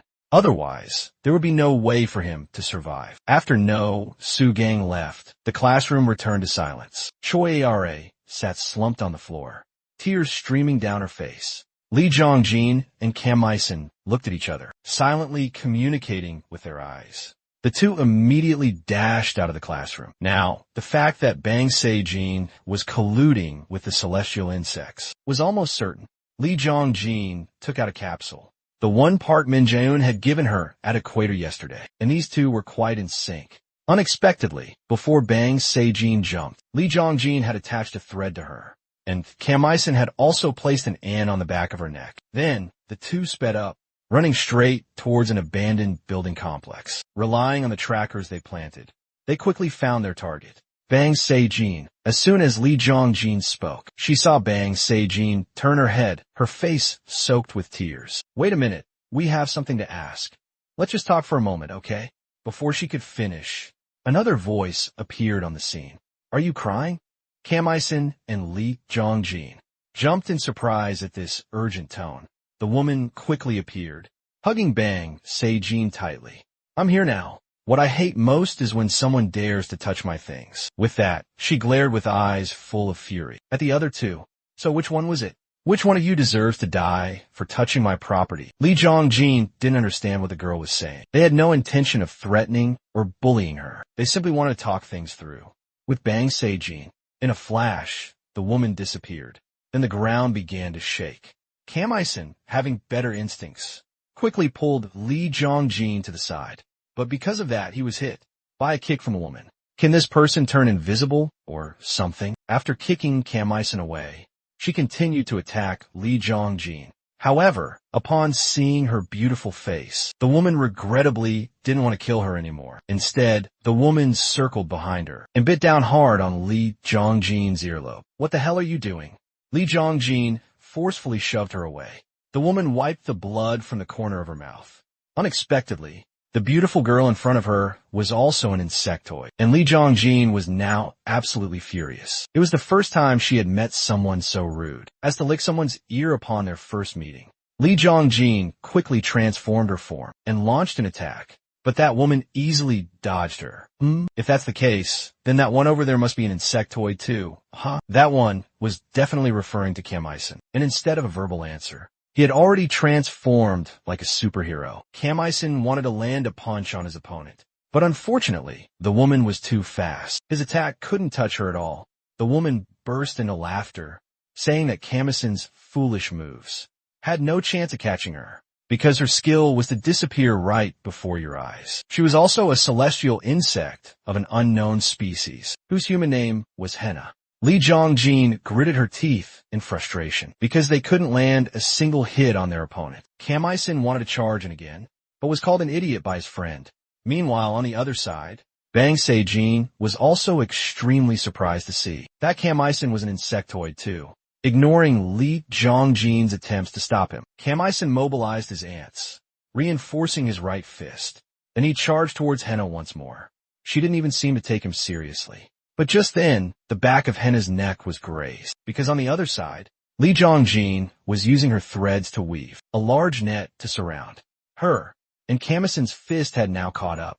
Henna was dealt a painful blow from their combined attack. Immediately, a sharp weapon appeared on her arm. Henna used this very thing to counterattack. As a result, Kam Il-sung was skewered by her. "How dare you use these things to make me bleed?" It was unclear what Henna's weapon was, but after it pierced Kam Il-sung, the blood from his body flowed back into her hand. Henna froze, confused as to why Kam Il-sung's blood was red, when a normal celestial insect's blood should be purple. Seeing her friend captured, Lee Jong-jin anxiously rushed forward. But Henna had two arms. She raised her left arm, shooting out a sharp object just like from her right. It pierced through Lee Jong-jin's bicep. Then, the spots where they were stabbed began to swell up, and finally, they exploded. Exhausted already? No, don't be like that. Henna wasn't about to let them go yet. I haven't even officially started yet. Just then, Bang Se-jin rushed to shield Kam Il-sung and Lee Jong-jin. "It's a misunderstanding. These two are my guests. They wanted to know about that medicine, so I told them to come here." "Really?" Henna leaned in close to Bang Se-jin, her eyes full of scrutiny. Bang Se-jin nodded firmly. Only then did Henna reveal a relieved smile. "Well, you should have said so earlier. Almost killed the wrong people." Then, Henna took out a capsule with a look of regret, because there were two of them, but she only had one capsule left. Kam Il-sung dismissed that. He wanted an explanation of the drug's mechanism first. Henna didn't mind. She told them directly. This special drug, once absorbed, can grant immense strength. However, a human who consumes it will turn into a mutant larva. If you eat that type of larva, the effect is 100 times more potent than taking the pill. Kamisen and Lee Jongjin wore expressions of disbelief. What did you say? Eat the larva. Just then, two men came jogging by. Perfect timing. Witnessing it firsthand will help you understand quickly, won't it? As soon as Henna finished speaking, she called the two men over. Then she forcibly stuffed a pill into the mouth of the man wearing headphones. After the transformation was complete, he had indeed turned into a larva. Henna didn't bother with any further explanation. She just said this was an apology gift for the unfortunate incident earlier. Eating this larva will make you many times stronger. Then she pulled Bang Se-jin and left. If you're satisfied, come find Henna at Zixo's club, okay? Only a few of them remained. Kamisen reacted quickly, lunging forward. Just as the larva was about to attack the remaining man, he punched it square in the face. After a brief struggle, Kamisen decided to release the ants on his body. Lee Jongjin wanted to stop him. She didn't want Kamisen to eat this disgusting thing. But Kamisen argued that if they didn't dare to experiment, they would never know the truth. The swarm of ants quickly enveloped the larva's body, to the horror of the remaining man. Do we have to go this far? That man, he was a perfectly fine person just a moment ago, but not now. At this moment, in Lee Jongjin's eyes, Kamisen had truly turned into a madman, even though his way of thinking was different from other insectoids. Right now, Kamisen seemed to be going crazy for power. Lee Jongjin thought that he and the celestial insects were no different. But Kamisen just signaled for her to be quiet and watch. Under the onslaught of the ants, the larva writhed incessantly and gradually regained its shape, the form of a human. Lee Yunjin couldn't believe her eyes. In fact, ever since the incident with Bang Se-jin, Kamisen had always been watching. The being gave him a deeply unsettling feeling. The other man was forced to vomit up that small worm. It was the same worm that was trapped in the pill. The ants were only now truly beginning the digestion process. Lee Yunjin worried that if she let the ants eat that thing, it might affect Kamisen. She wasn't entirely sure. She would have to wait until they returned to his body to know for sure. A moment later, the ants had devoured the worm and began to return to the hole in his neck. Kamisen's body reacted immediately. His whole body trembled uncontrollably. Just as Lee Yunjin wanted to approach him, Kamisen rudely shouted for her to stay away. From the hole in his neck, veins started to bulge. The swarming ants kept crawling in and out. Kamisen felt like he was in so much pain. He was on the verge of dying and coming back to life. Meanwhile, Henna had returned to the Sixot Club to meet the director. He was the big, burly guy who had snapped the necks of those Park Reaper employees with his bare hands. As expected, he was also a celestial. He went by the name Gong Dae-jun while infiltrating the human world. Henna, just returned, was exhausted. She picked up a bottle of alcohol and guzzled it down. Gong Dae-jun saw her bandaged arm and knew she'd just been in a fight. Just came back from business talk. But those girls were too fierce, so this happened. Gong Dae-jun showed a flicker of interest. You fought pretty well. You should have promoted Chanji Mubiop a little. Who would even want to? Seeing Henna had lost her patience, Gong Dae-jun got straight to the point. Yesterday, they had lost a large quantity of capsule pills, about 50 pills. Henna was still grumbling, blaming Gong Dae-jun's crew for their lax management. We slowly stood up. It's awkward if you get angry at me, because the culprit, he suddenly lunged forward, slamming Bang Se-jin's head against the wall. The culprit is this girl. Gong Dae-jun's action created a huge commotion, drawing the attention of many customers at Sixot. This showed how much force he was using on Bang Se-jin. She was scared out of her wits. The man was extremely furious about her act of stealing the pills, and he swore he would chew Bang Se-jin's head to pieces to make her pay. Seeing this, Henna didn't hesitate.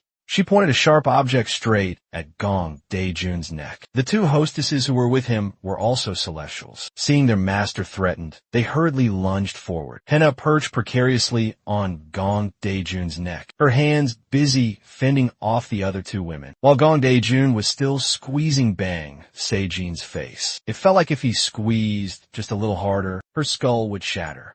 The scene was a chaotic mess. Mess with my people, and you'll be pushing up daisies. You know that, right? Henna threatened loudly. But Gong Dae-jun wasn't scared at all.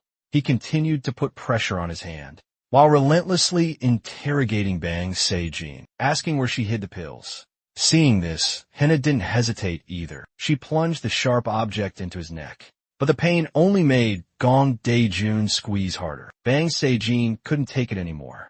She decided to confess that she had fed all the pills to Nojurang for revenge. In an instant, Gong Dae-jun's fierce expression vanished.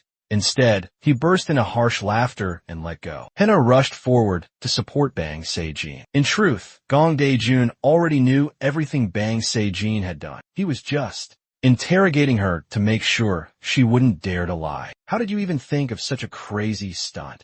You're even naughtier than your master. Gong Dae-jun said, laughing like a madman. You knew, and you still pulled this stunt? You nasty piece of work. Hina gritted her teeth in anger. Yesterday, after finding out Bang Se-jin stole the pills, Gong Dae-jun followed her directly. Besides Nojurang, Bang Se-jin had given the pills to countless others. He planned to devour them all, to increase his own power. At that moment, a team of Park Reaper agents was busy chasing a larva, celestial that was on the run. And the one they were chasing happened to be Nojurang. It was in the process of molting. This was when Nojurang was at its weakest. The Park Reaper crew seized the opportunity to attack. Nojurang could only roar in frustration. Damn it! Why is it just me? Just then, Pyo appeared. He struck Nojurang with his sword, making it unable to endure any longer. As usual, Pyo took a drag from his insect-killing cigarette after finishing the job. He then ordered his subordinates to take Nojurang back to headquarters. But then, something unexpected happened. Right in front of the entire team, Nojurang managed to burrow into the ground. Or more accurately, the ground was sinking, pulling a few agents down with it. At the same time, two more strangers appeared on the scene. Pyo turned, his cold gaze fixed on the newcomers, who were staring back at him without blinking. Let's grab the goods and go. He's too strong. The one who spoke was Jikna, Park Min-jaeun. Then we attack together. What's this about leaving first? Let's end this quickly. With him was an unfamiliar celestial, who looked like a child. It seemed a large-scale brawl was about to break out between the two sides. Faced with these two, Pyo calmly sheathed his sword and exhaled a puff of smoke. Park Min-jaeun thought he had given up the fight, seeing their captain so relaxed. Park Reaper's rookies started to panic, because the ground was sinking faster and faster. At this rate, they would all be buried. Is it an antlion? Why are you so different from other larvae?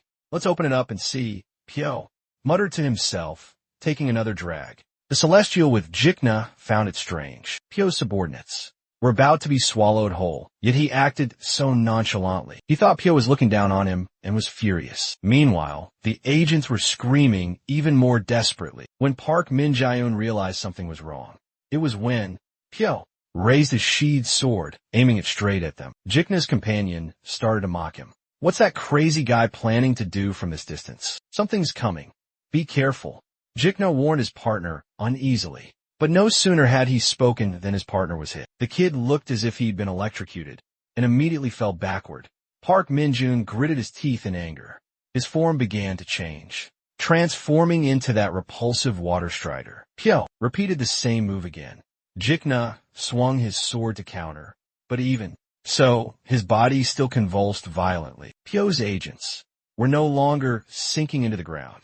He ordered them to use all their strength to capture the larva, because there had to be a reason why Jikna's crew had come all this way to retrieve this larva. As for Pyo, his sword was now unsheathed. He charged straight at Jikna. The two sides clashed intensely. So, you're carrying a dangerous item. Pyo spoke first. Dangerous item referred to Jikna's swords. It's you. That showy, arrogant look of yours is a real eyesore. In a flash, Jikna drew another sword. 2 swords against 1 was a bit cowardly, but he'd do anything to win. Indeed, at first Pyo was slightly overwhelmed by his opponent's power, but he quickly devised a counterplan. The key was his insect-killing cigarette. Pyo gently blew a stream of smoke towards his enemy. This little bit of insecticide couldn't take down Jikna, but it could temporarily blind him. When he swung his sword to clear the smoke, Pyo had already vanished. Jikna gritted his teeth and yelled. A crackling sound behind him was Pyo's answer. His sword swung fiercely. along with his determination to capture this bastard and the larva. No Zhurang. Suddenly, the ground beneath Pyo's feet sank again. Reacting quickly, he leaped back. Immediately, something sharp split into two branches and shot up from below, trying to ambush him. Two of Pyo's subordinates charged forward simultaneously, each slicing off a branch. But before Pyo could even react, the chest of one of the two subordinates was pierced through. He could only utter a desperate "Captain" before being dragged deep into the earth. The ground was once again turning into a death pit. Just then, Jikna stared at the pit and spoke slowly. "Done playing dead, are you?" From the center of the pit, something slowly rose. It was the true form of the kid Pyo had knocked down earlier. He was the antlion celestial, Monstro. Although he had transformed, Monstro was injured. He hurriedly told Jikna to retrieve the item first. No Zhurang was now sinking deep into the pit. Jikna sheathed his swords on his back. "Let's go back to the club." Pyo didn't understand which club they were talking about, but looking at the situation, it didn't take a genius to know they were planning to escape. He raised his sword once more, wanted to zap these two guys dead with electricity. But unfortunately, his sword ran out of power at that exact moment. Around them, the surrounding buildings were cracking from the vortex of the sinkhole. Pyo had no choice but to order his subordinates to retreat, but he himself did not. Pyo shot towards Jikna like an arrow. His subordinates were horrified. They had to risk their lives to pull their captain back. Before disappearing, Monstro didn't forget to leave a threat. "Next time we meet, I'll be serious." Pyo was furious, but could do nothing. The Celestials had completely vanished into the earth. His three subordinates were all severely injured. Pyo had to order them to return. First, they had to investigate all the clubs in the area. That night, another Celestial was being hunted by Kamisen. He immediately recognized that the one relentlessly hunting him was a hunter of his own kind. But what terrified him the most was that in front of him and behind him, two identical black ant-men had appeared. The next morning, class started as usual. A white chrysanthemum appeared on No Zhurang's desk, but the students showed no sorrow for its passing. Many even sneered, writing "monster" on the desk with a pen. The kid who was close to No Zhurang had a tooth knocked out by Bang Seijin the day before. Choi Ra had been sitting quietly since she entered the classroom, but when she heard some girls in the class call Bang Sehina monster, she couldn't stay silent any longer. "Hey, she's not a monster. She's my friend. Watch what you say." Seeing Choi Ra's fierce demeanor, the other girls could only mumble an apology and quickly leave. When she returned to her desk for the first time, Choi Ra initiated a conversation with Lee Yunjin. She asked if Bang Seijin was really a monster. Like the rumors said, Lee Yunjin didn't want to lie. "Your friend, other than No Zhurang, she didn't harm anyone. She's not a monster." Choi Ra bit her lip, trying not to sob. In truth, she was terrified back then, standing outside. When she heard the screams, she could have seen everything inside through the window. But Choi Ra didn't dare to look, because she was afraid of seeing Bang Seijin transform into a celestial. Saying this, Choi Ra couldn't hold it in any longer, and tears started to stream down her face. Lee Yunjin wasn't good at comforting people, but she thought to herself that there had to be a way. Elsewhere, Kamisen was ferociously devouring another celestial. Or to be more precise, the Black Ant-Man was ferociously devouring one of its own kind. Kamisen, in his human form, was standing to the side, observing the whole process. After the day he absorbed that larva, the number of ants had increased so much that Kamisen's body could no longer contain them. The ever-growing swarm of ants spilled out and formed another body like this. So, Kamisen had tasked it with hunting. Just then, his clone body had just finished feasting on the newly hunted celestial. It could eat, but it still advanced on Kamisen with a ravenous gaze. He knew this was another problem, because the ants were always the same. If they weren't fed, they would turn on him, just like this black ant person right now. Faced with its hungry gaze, Kamisen had to throw a punch, shattering the formed body into scattered black ants. Just at that moment, he sensed the presence of other insectoids. Moreover, there were 3 of them. Good. This was a great chance for Kamisen to test his strength. But just as he finished transforming, he noticed something unusual. In just an instant, the presence of one of the 3 had vanished. To be safe, Kamisen ducked into a corner to observe. Right after, he heard a sharp curse, like an old auntie scolding. "You damn bastard. You call me here for this?" As he spoke, he pointed at the insectoid corpse on the ground. Do you want me to break your damn neck? Lately, because of Yang Jin's control, I can't just attack you whenever I want. The one called Red was a ladybug-type insectoid. The one with the curse as sweet as an old maid's was a rhinoceros beetle named Bella, though Kamisen didn't understand a thing. The two had already rushed at each other. Bella had a large body, but his attacks were wild. The ladybug, though much smaller, attacked very intelligently. He just needed to time his opportunity, right, and throw a punch. And Bella was sent sprawling to the ground. Red had sensed Kamisen's presence. Since he arrived, after knocking out Bella, he looked towards where he had been heroically, hiding all this time, and spoke. Hey, you've been watching for a while. Want a round two? Full of fighting spirit, Kamisen stepped forward, facing such a strong opponent. Every cell in his body was jumping with excitement. All right then. On the bridge, traffic was still busy, but under the bridge, Kamisen and Red were in a direct confrontation. Red spoke first, asking for Kamisen's name. After all, you should state your name before you bite the dust. But in response, he just remained silent. Annoyed, Red rushed forward and threw a punch. But it was clear that he had hit, yet he hadn't. Red seemed to have only punched a shadow of Kamisen, and now his hand was swarmed by a cluster of black ants, crawling all over. Black ant. Kamisen finally spoke. That's the last name you'll hear before you die. His opponent suddenly burst out laughing, as if he had been waiting for this name for a long time. So it's you. You're the psycho who turned the Zigna house into a total mess, huh? Red bravely showed off his strength by attacking again. After hearing what happened with Zigna, he had always wanted to fight Kamisen. It was also a good chance to test his own skills.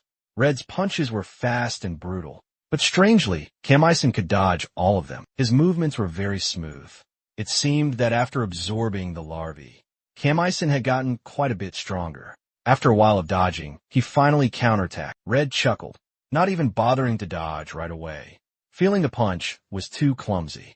I could dodge that with my eyes closed, he boasted, but as soon as the words left his mouth, Red was sent flying by Kamisen's punch. The punch was so strong it sent Red's body smashing into the wall, creating a large hole. He sat on the ground, completely bewildered. Red had clearly seen the punch's trajectory, but with that speed and power, Kamisen had shattered all his expectations. This blow wasn't just painful, it was a blow to his pride. Kamisen looked down on him arrogantly, mechanically repeating what Red had said earlier. What's your name? Shouldn't you leave your name before you die? This was clearly a grave insult. Red scrambled to his feet. He brought his two arms together, forming a solid shield. Kamisen tried to attack again, but this time, his punch couldn't reach his opponent. Because of that shield. Damn it, I didn't want to go this far. Red gritted his teeth. The shield was like a reflective mirror. Kamisen's punch was not only nullified, but also reflected back. In fact, this counterattack was 100 times stronger, so much so that the bridge surface above began to crack, causing a chain reaction accident for the moving vehicles. But even so, the two insectoids ignored it and fought unenthusiastically. It was only when a bus was about to fall into the river that Kamisen stopped his actions. He quickly commanded the ants to move, forming another version of himself to fight Red, while he himself appeared out of nowhere in front of the bus and caught it. However, even as an insectoid, catching a bus was still a bit too much for Kamisen. Meanwhile, Red took less than 3 seconds to deal with his other self. Kamisen thought he was done for. He would definitely take this opportunity to finish him off. But the unthinkable happened. Red came over and helped him support the front of the bus. Then, the two enemies worked together to move it to a safe position. The people on the bus scrambled off in panic. They were stunned to see their saviors were insectoids, but they still timidly said thank you. This arrogant bastard. You dare to leave me to do something else? Red's tone was like that of a pouting little lover. After all the passengers were off, he rushed towards Kamisen again. Round 2, let's go. You bastard. He only saw Kamisen let out a sigh. Then, he used his overwhelming strength to land a punch on Red. The punch wasn't tricky. It was simply that the power difference between them was too great. Red didn't think his opponent was this much of a beast. He was punched so hard his helmet shattered. Kamisen lifted Red up with one hand. He originally intended to let the ants finish him off, but thinking about how Red was an honorable man, proof being he didn't sneak attack, but even helped save people, Kamisen let go, sparing his opponent's life. As he turned to leave, Red's eyes remained fixed on his retreating back. Black Ant, one day, I will definitely crush you. For several days, she had been going out to look for Bang Seijin, lying to her mother that she was exercising. Today, her younger brother tattled to their mother about the truth. As a result, the two argued over the phone, right in the middle of the street. And the fact that Choi Ra was looking for Bang Seijin was accidentally overheard by the heavenly insect, Masro. This kid's human name is John Jongyu. Hey, is the Seijin you're talking about the Bang Seijin I know? Are you two friends? Choi Ra wasn't suspicious of a child at all, so she followed John Jongyu, because he promised to tell her where her best friend was. Along the way, Choi Ra was half believing, half doubting. When asked about his relationship with her, Masro just casually replied that he was Bang Seijin Sr. But unexpectedly, just from this sentence, Choi Ra guessed that he was an insectoid. It's hard to say if this girl was brain dead or not, but even after knowing he was an insectoid, she didn't even try to run. She still lingered to ask if Bang Seijin was living well. After getting the answer from Masro that she was fine, she naively wanted to leave. But Masro burst out laughing at her foolishness. Hey, I'm hungry. That's why I led you here to eat you. As soon as he finished speaking, the growling of larvae began to sound from behind. Well, I wonder how that little Bang Seijin will feel when she finds out I ate her friend. Choi Ra looked at the fierce face of John Jongyu and the 4 larvae behind him. Only then realizing she had fallen into a trap. He was now revealing his true self. From the very beginning, Masro had never liked Bang Seijin. The reason was that he too was once a larva and had to flee a lot to survive. In the end, he found his own form, the antlion, and struggled to get to his current position. But Bang Seijin was different. She was kept by Henna, and supported from the moment she swallowed the pill. Her experience in this world was incredibly comfortable, which made Masro jealous and resentful. Seeing Choi Ra's shocked expression, John Jongyu felt even more refreshed. Finally, she started running for her life. He wasn't in a hurry to chase her. After all, once he transformed, no matter how fast Choi Ra ran, he would still catch her. And indeed, she hadn't run far before the ground began to sink. Choi Ra had no way of escaping that death pit. The moment the larvae rushed at her, she thought, for sure this was the end for her. But just then, the larvae were decapitated. Another insectoid had appeared to save her, in this silkworm moth form. If it wasn't Lee Jong-hyun, who else could it be? She appeared in the dead of night, performed a beautiful flip in midair, and landed right on John Jongyu's head. While he was still stunned, Lee Jong-hyun used silkworm thread to tie up Choi Ra's body, preventing her from sinking further. At the same time, she also used the threads themselves as footholds, instead of standing directly on the ground. What the hell are you?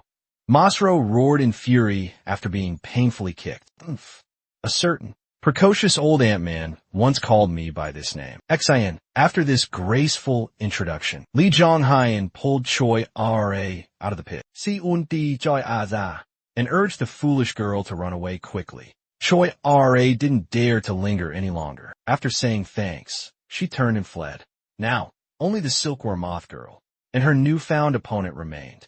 Lee Jong-hyun used her threads to instantly bind the 3 larvae. Then she used those same sharp threads to cut their bodies into 100 pieces.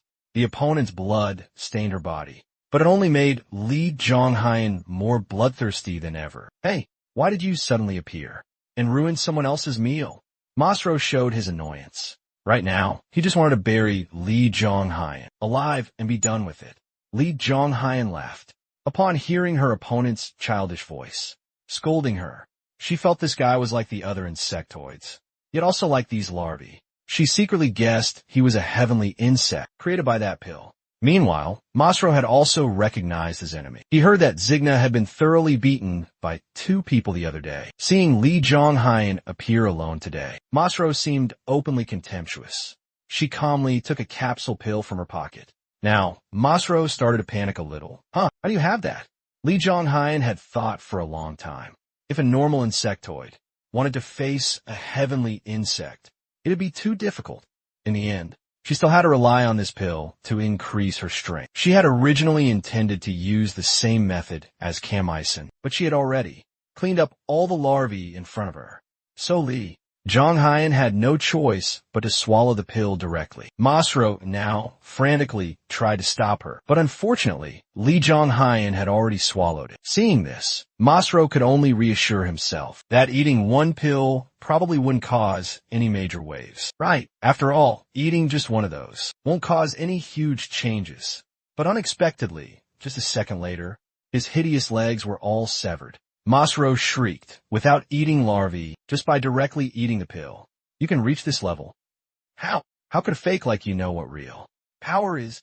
Lee Jong-hyun's transformation was complete, or more accurately, her evolution. In her current form, besides the appearance of more tangled threads, not much else seemed different. But her power must have increased significantly. Lee Jong-hyun looked coldly at her opponent.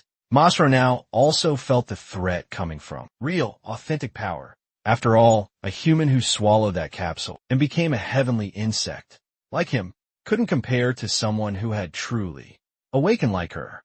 Lee Jong-hyun flashed like Faker, rushing forward to deliver a combo of punches. Masro's helmet was smashed to pieces. At the same time, both his arms were severed by her silk threads. Masro panicked and retreated. He couldn't accept this huge gap. No, I'm not a fake. That person acknowledged me. I'm the one and only larva. He opened his mouth, revealing that disgusting tongue with its 3 familiar fangs. It aggressively lunged at Lee Jong-jin. Monster felt its tongue catch the opponent, but she was completely unharmed, because her outer shell was woven from steel threads. That mediocre bite couldn't even scratch Lee Jong-jin. She grabbed Monster's tongue with one hand. Then she began to command her threads, wrapping them tightly around that red tongue. Thanks. I'll mince this thing nicely. This woman, she's too strong. Is this true power? Monster thought. His mind was in a complete panic. He couldn't stop Lee Jong-jin's threads from enveloping his tongue. Finally, the tongue was severed. Seeing the situation was bad, Monster burrowed its head into the ground. It frantically dug through the earth, trying to escape. First, save its own life. Then, evolve, become stronger, and come back for revenge. That was the plan it formed in its mind. A nice scenario, but it wasn't going to happen, because the threads of Lee Jong-jin could also pierce through the ground, hunting down her opponent to the very end. Monster couldn't fight, nor could it escape. In the end, its body was sliced into chunks of meat. Lee Jong-jin wove her threads into a net and pulled up every single piece of her opponent's body. The feeling of catching her first celestial bug made her more excited than ever. The game is only just beginning, but her joy didn't last long. As Lee Jong-jin's nightmare arrived, it was that tough water strider Zigna. If he appeared when Cameron wasn't here, Lee Jong-jin's chances of winning were very low. But she had just swallowed the pill and evolved, so she wanted to try a one-on-one fight. Zigna saw her and immediately recognized an acquaintance. Where's that black ant, leaving you all alone? The ants he put inside me are still crawling around. It's unclear if he recognized her as the pretty girl he met at the club, but it was clear that Zigna's hostility and anger were now blazing like a fire. Ah, I know that uncomfortable feeling. So let me take care of that pain for you in his place. Lee Jong-jin started shooting threads at her opponent. The fine threads gathered to form powerful, sharp spears. Zigna, as usual, used his swords to block, but this time, his swords showed signs of cracking when they clashed with the silk threads. As expected, the power of that pill is no joke. Zigna started to get tense, because in this battle, a single moment of carelessness would be the end of him. But even so, Zigna knew he would be fine. As Lee Jong-jin attacked again, he silently counted down. 5, 4, 3, 2, 1. She was certain that everything would end after this attack. But unexpectedly, right after, her body fell into a state of exhaustion. Lee Jong-jin knelt on the ground. The long, shimmering threads on her body began to fall off. She reverted to her previous state. It was because the pill she had taken only had a very short effective duration, and he had now successfully turned the tables. Zigna's sharp blade was coldly pressed against Lee Jong-jin's neck. Just come with me obediently. Meanwhile, Cameron, completely unaware, was chilling at home, watching TV with his grandma. On TV, a program about the athlete Sung Chi-rang was airing. A rising star in the Indochina Boxing League. Cameron suddenly found this guy very familiar, especially the wound on his right cheek. This guy looks just like that ladybug. While he was lost in thought, his phone suddenly got a new message. It was a text from Choi Era. She seemed worried because Cameron hadn't been to school for a few days, but he still couldn't control his ant swarm after their numbers had increased. So, it was still a bit too early to go to school. Before he could reply, Choi Era added something else. Lee Jong-jin also skipped school today. Cameron thought about it and decided to send her a message. He had no idea that Lee Jong-jin had already been captured and thrown into the lawless zone. After her mask broke, Park Min-jaeun realized she was the hot girl he had met the other day. I was wondering where you got the pill. So was that girl from before.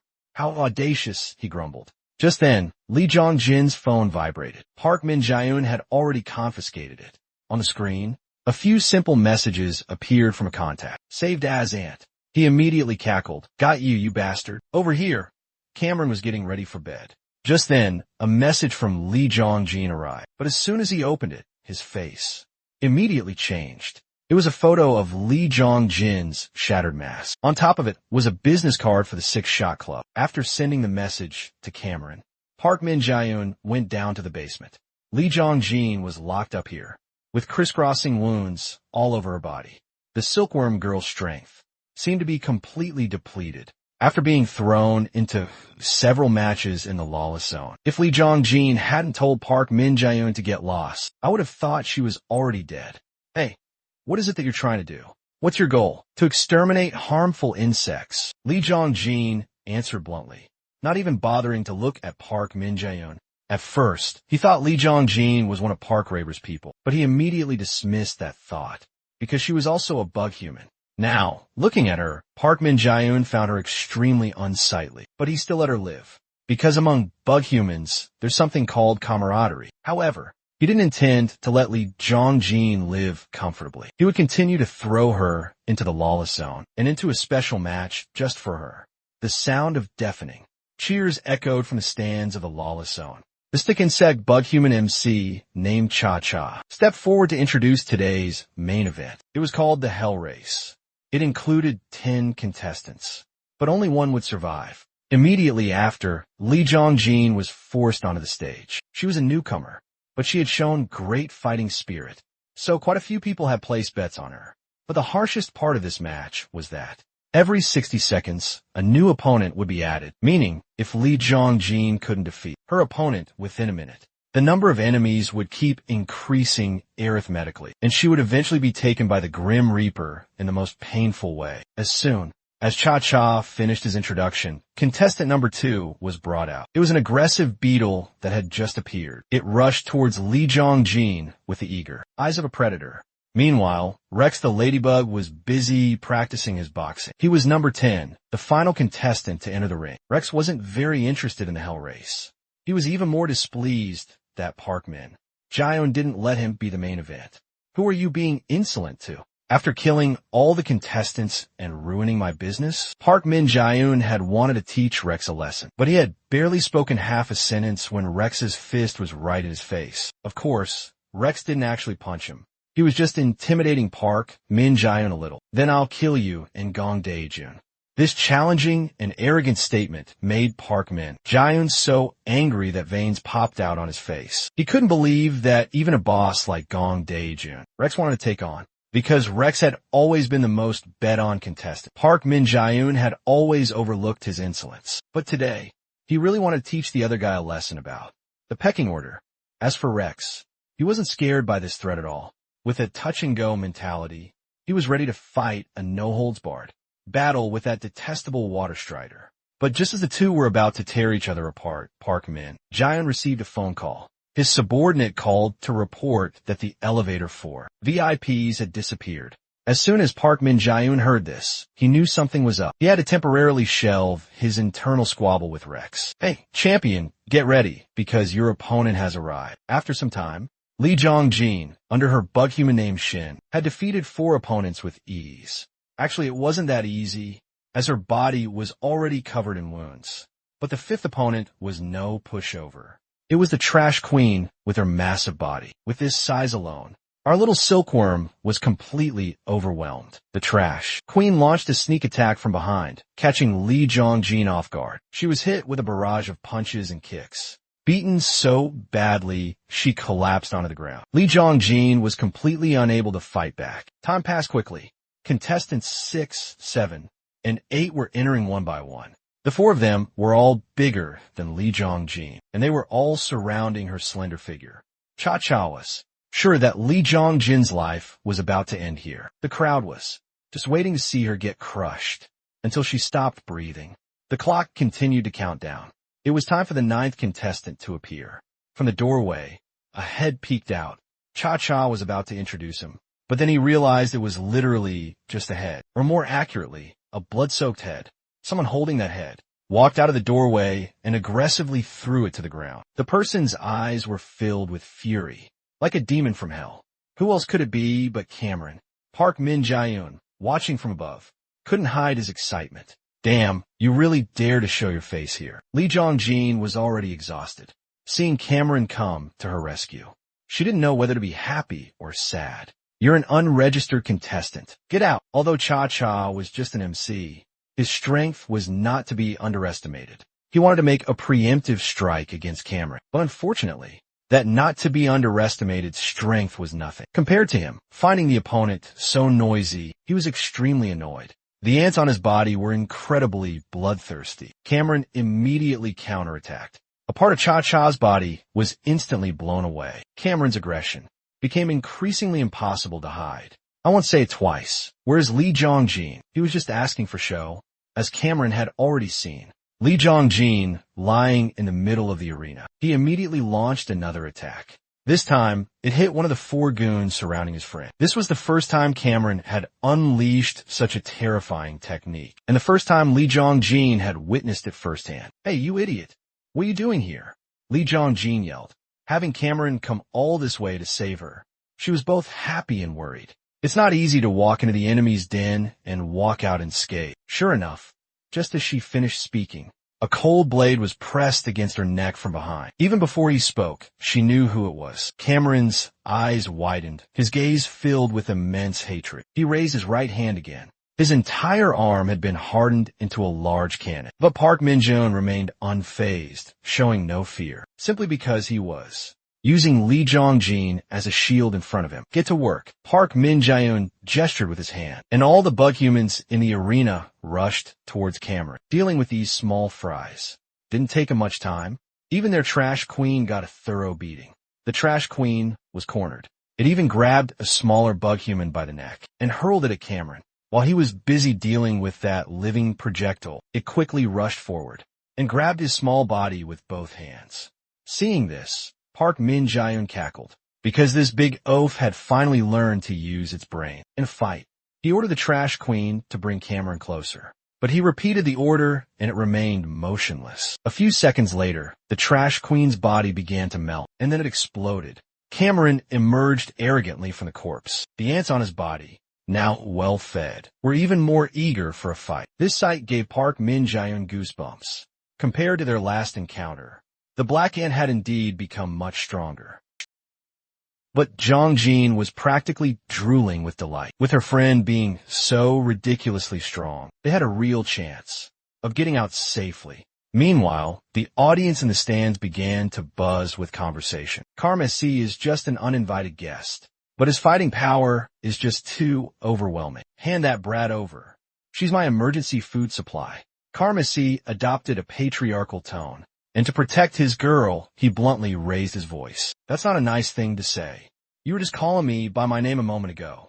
Lee Jong-jin shouted in displeasure, seeing the two of them boldly joking around. In front of him, Park Min-jaeun grew furious. His grip on his sword tightened, looking as if he could slice off Lee Jong-jin's head at any moment. Suddenly, someone in the stands yelled out, "Are you the manager here? They're all dead. What about our money?" After this comment, the entire stadium erupted in chaos, like a classroom without a teacher. The VIPs had all bet a considerable amount on the match, and the fact that Carmessi fell from the sky and blew away that massive queen meant their money had vanished along with her. Park Min-jaeun tried to suppress his anger about the money issue. On behalf of the management, I apologize. We will refund your money. So shut your mouths. Place your bets again, you damn VIPs. He finally couldn't contain his ferocious expression. The VIPs indeed didn't dare to make another peep. If they angered Park Min-jaeun, and he blew up the whole arena, it would be game over. Karma C, however, didn't care about anything else. He just wanted to send this bastard to his grave. Right now, you bastard. Don't get cocky. Your real opponent is back there. Park Min-jaeun jutted his chin towards the door behind him. MC Cha-Cha, though wounded, was still full of passion. He hastily introduced the 10th contestant, also the champion of the Lawless Zone, Red the Ladybug. He had been waiting a long time for a rematch with Karma C. As soon as he confirmed his opponent was the one he'd been longing to fight, Red shot forward like a rocket. Karma C was ready to face him, but unexpectedly, Red bypassed him completely and flew over to punch Park Min-jaeun, sending blood spurting from his nose. What the hell? Karma C and Lee Jong-jin were both dumbfounded. I saw everything from up there. It brought tears to my eyes, Red said, even trying to squeeze out 2 streams of tears to show Karma C his sincerity. Go. I was very impressed by your friendship. We can settle our score later. Leave this place to me and go. Comrade, he never expected the champion of the Lawless Zone to be such an emotional guy. Karma C couldn't quite stomach being called comrade. Meanwhile, both Lee Jong-jin and Karma C's idiotic-looking clone couldn't help but chuckle. But in any case, this was a good thing. Karma C hoisted Lee Jong-jin over his shoulder like a sandbag and rushed out. I've decided you're a good person, so I'll let you live. But while Karma C escaped, the one left behind was in trouble. Park Min-jaeun had now transformed, becoming a ruthless Sigma again. He was fed up with cleaning up the mess and dealing with Red's arrogant attitude. His philosophy was, if you can't tame someone like Zigna, you just get rid of them. Therefore, he didn't intend to let Red leave alive today. Meanwhile, Lee Jong-jin, dangling over Karma C's shoulder, couldn't hide her curiosity. You don't have an elevator card, so how did you get down here? Karma C didn't answer, instead taking her to where the elevator used to be. Since he couldn't use it, he had blown it up completely. Lee Jong-jin sighed. You're really crazy. But before the two could leap up, small pebbles suddenly fell from above. A second later, the muscular Gong Dae-jun came crashing down after them, with his strength compounded by gravity. His fist looked like it could crush Karma C's body. So how do you plan to take responsibility? You vandal who's obstructing my business? Karma C's mask was shattered. But Gong Dae-jun's anger would not dissipate because of it. There was only one answer to that question. He wanted to make mincemeat of Karma C and that silkworm girl, to get revenge for them coming to Zich Zot and stirring up trouble. This story begins a few minutes earlier.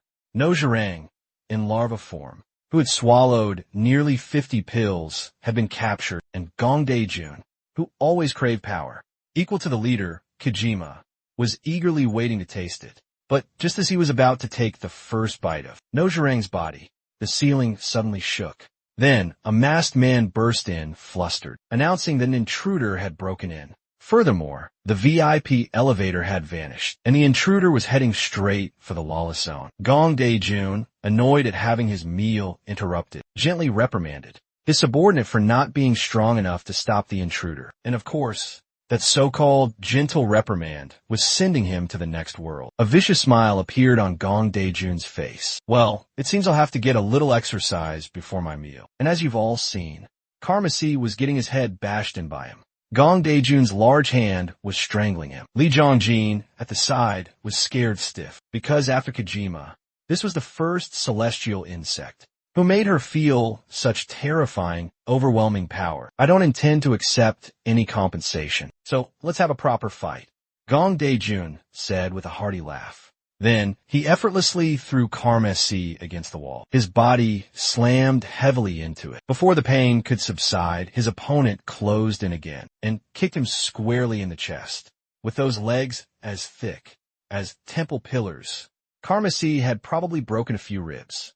He was completely unable to fight back against the opponent's relentless barrage of attacks. Gong Dae-jun wasn't using any skills. He was simply using brute force. But that muscular strength alone was enough to crush Karma C.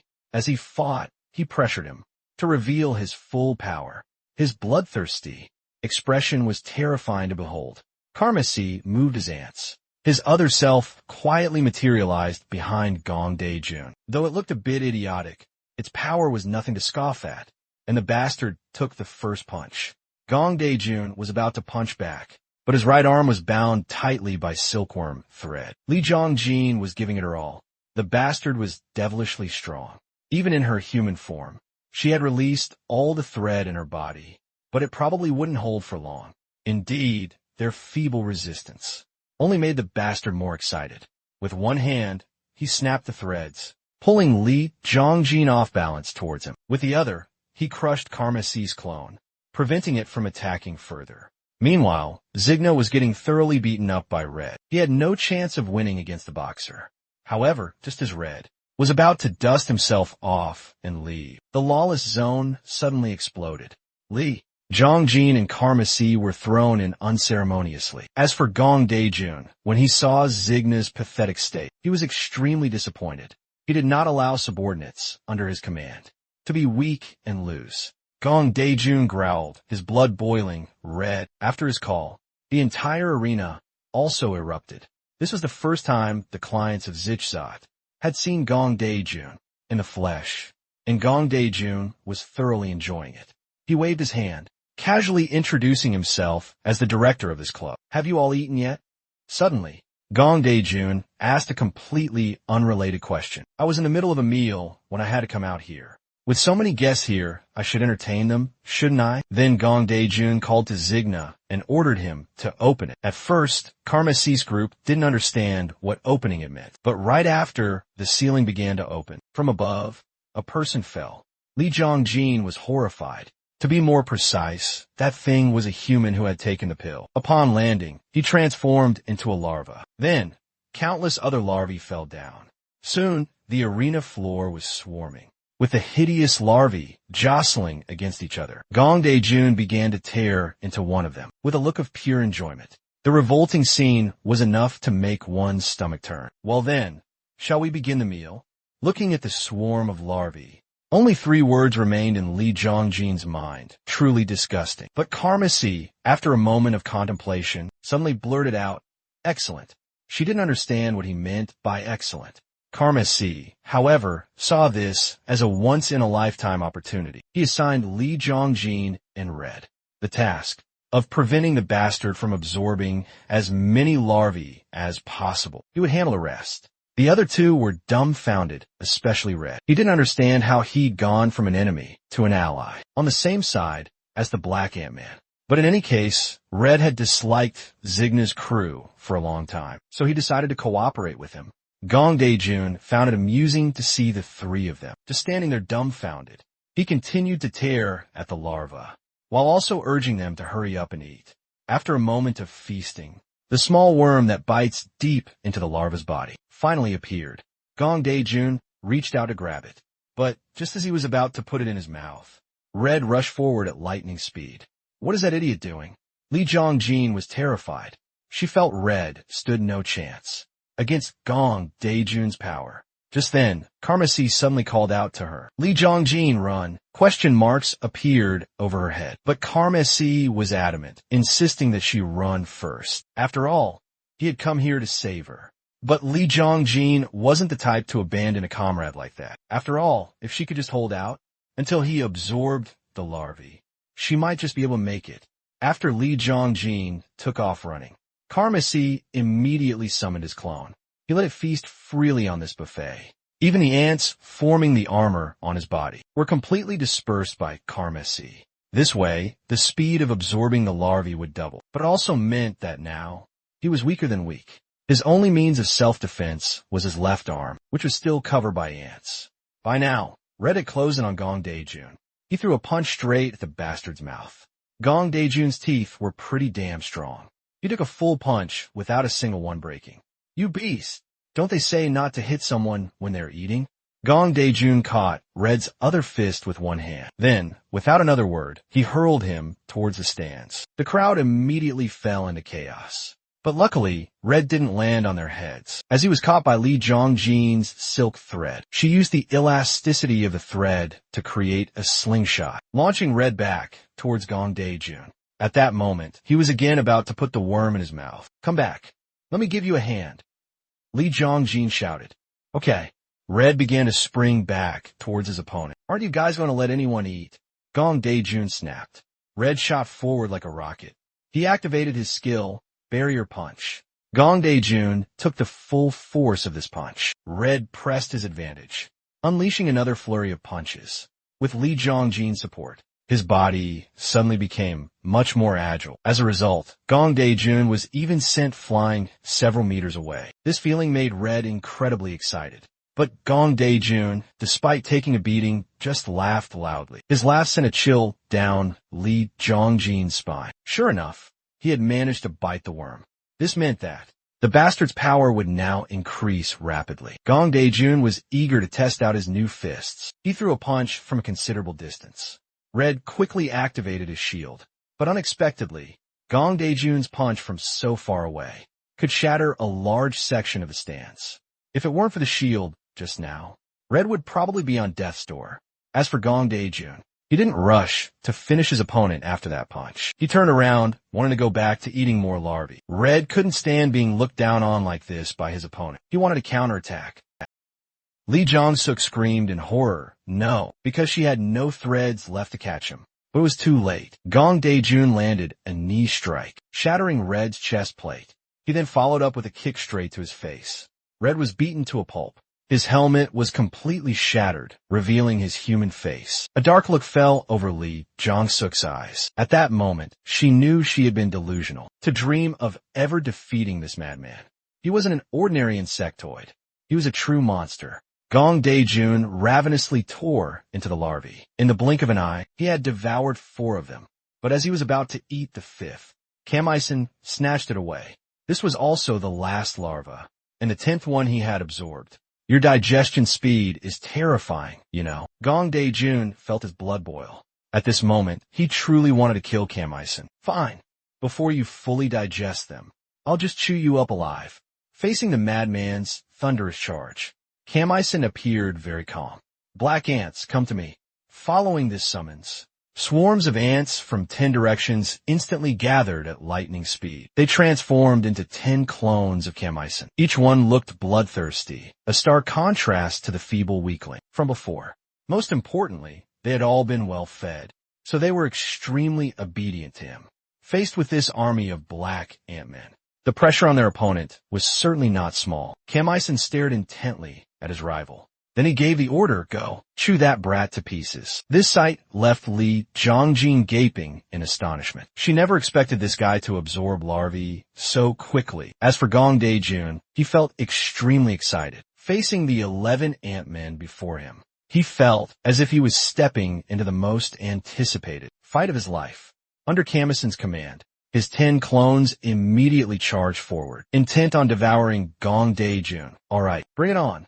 I'll rip every single one of you to shreds. He cackled. Indeed, the bastard's strength was still overwhelming. That must be why in the world of insectoids, he was second only to Kazima. At first, Kamisen's clones were all getting pummeled by him, but after a struggle, they finally succeeded in landing a blow that dented Gong Daejun's head. Faced with this counterattack, he only became more wildly excited. His attack power increased accordingly, but Gong Daejun had forgotten one thing.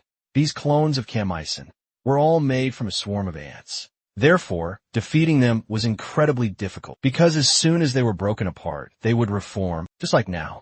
After frantically throwing his fists, scattering Kamisen's clones, Gong Daejun looked up, startled, to find they had already reformed into 2 figures. Most importantly, both of those clones' arms had been enhanced into cannons, and the real Kamisen was standing behind them, directing them to fire those cannons.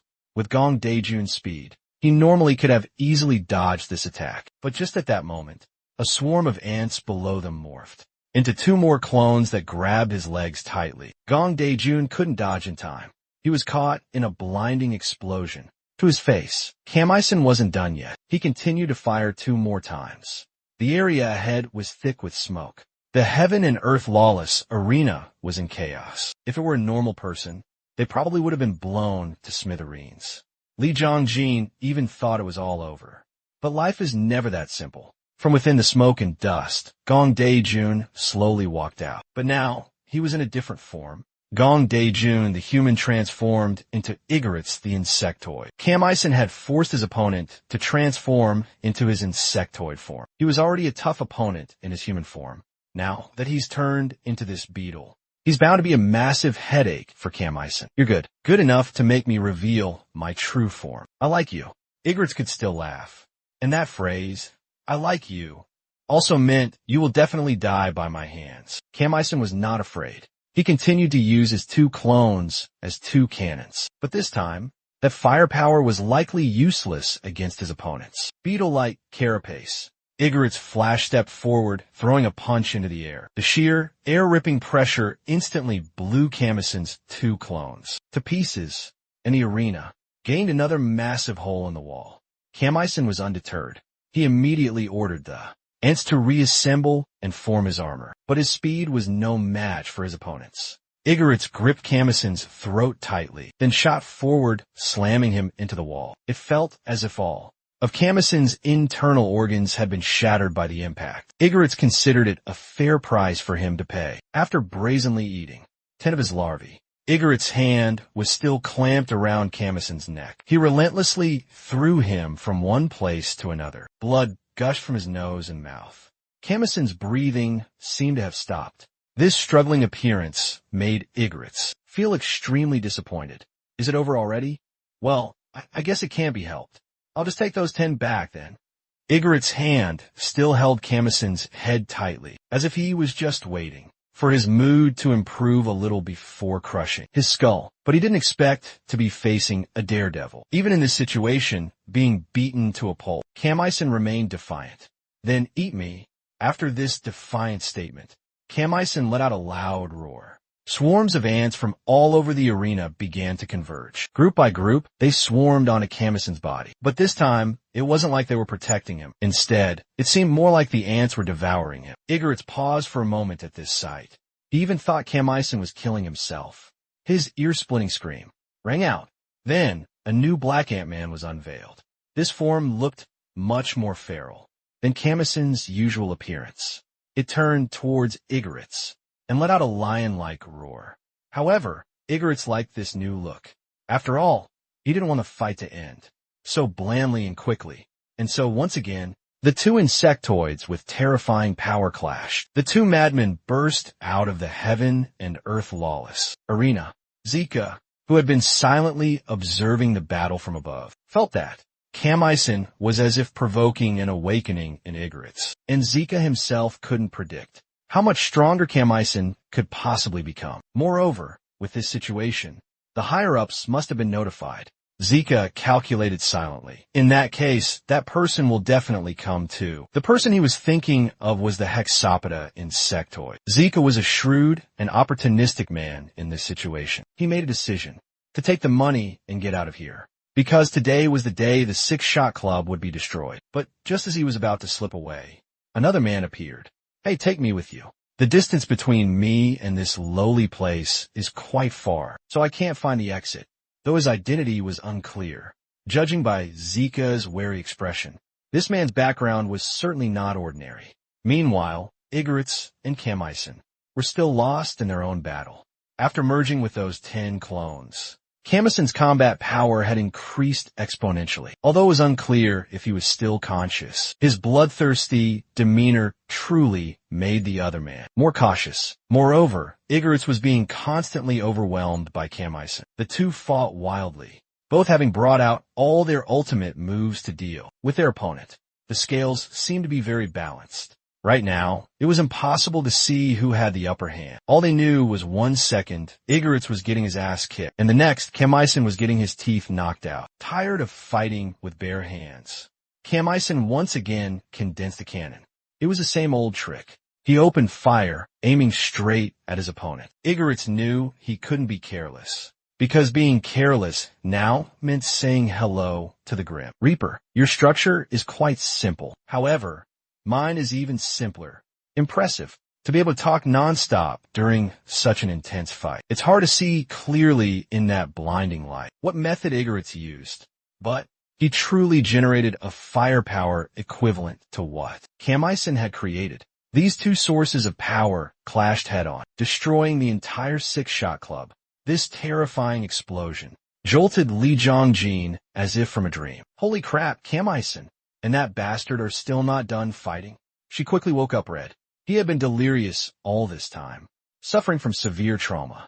After Igarit's punch, this young man, despite continuously coughing up blood, stubbornly insisted he was fine. After all, he couldn't lose face in front of the pretty girl he just met.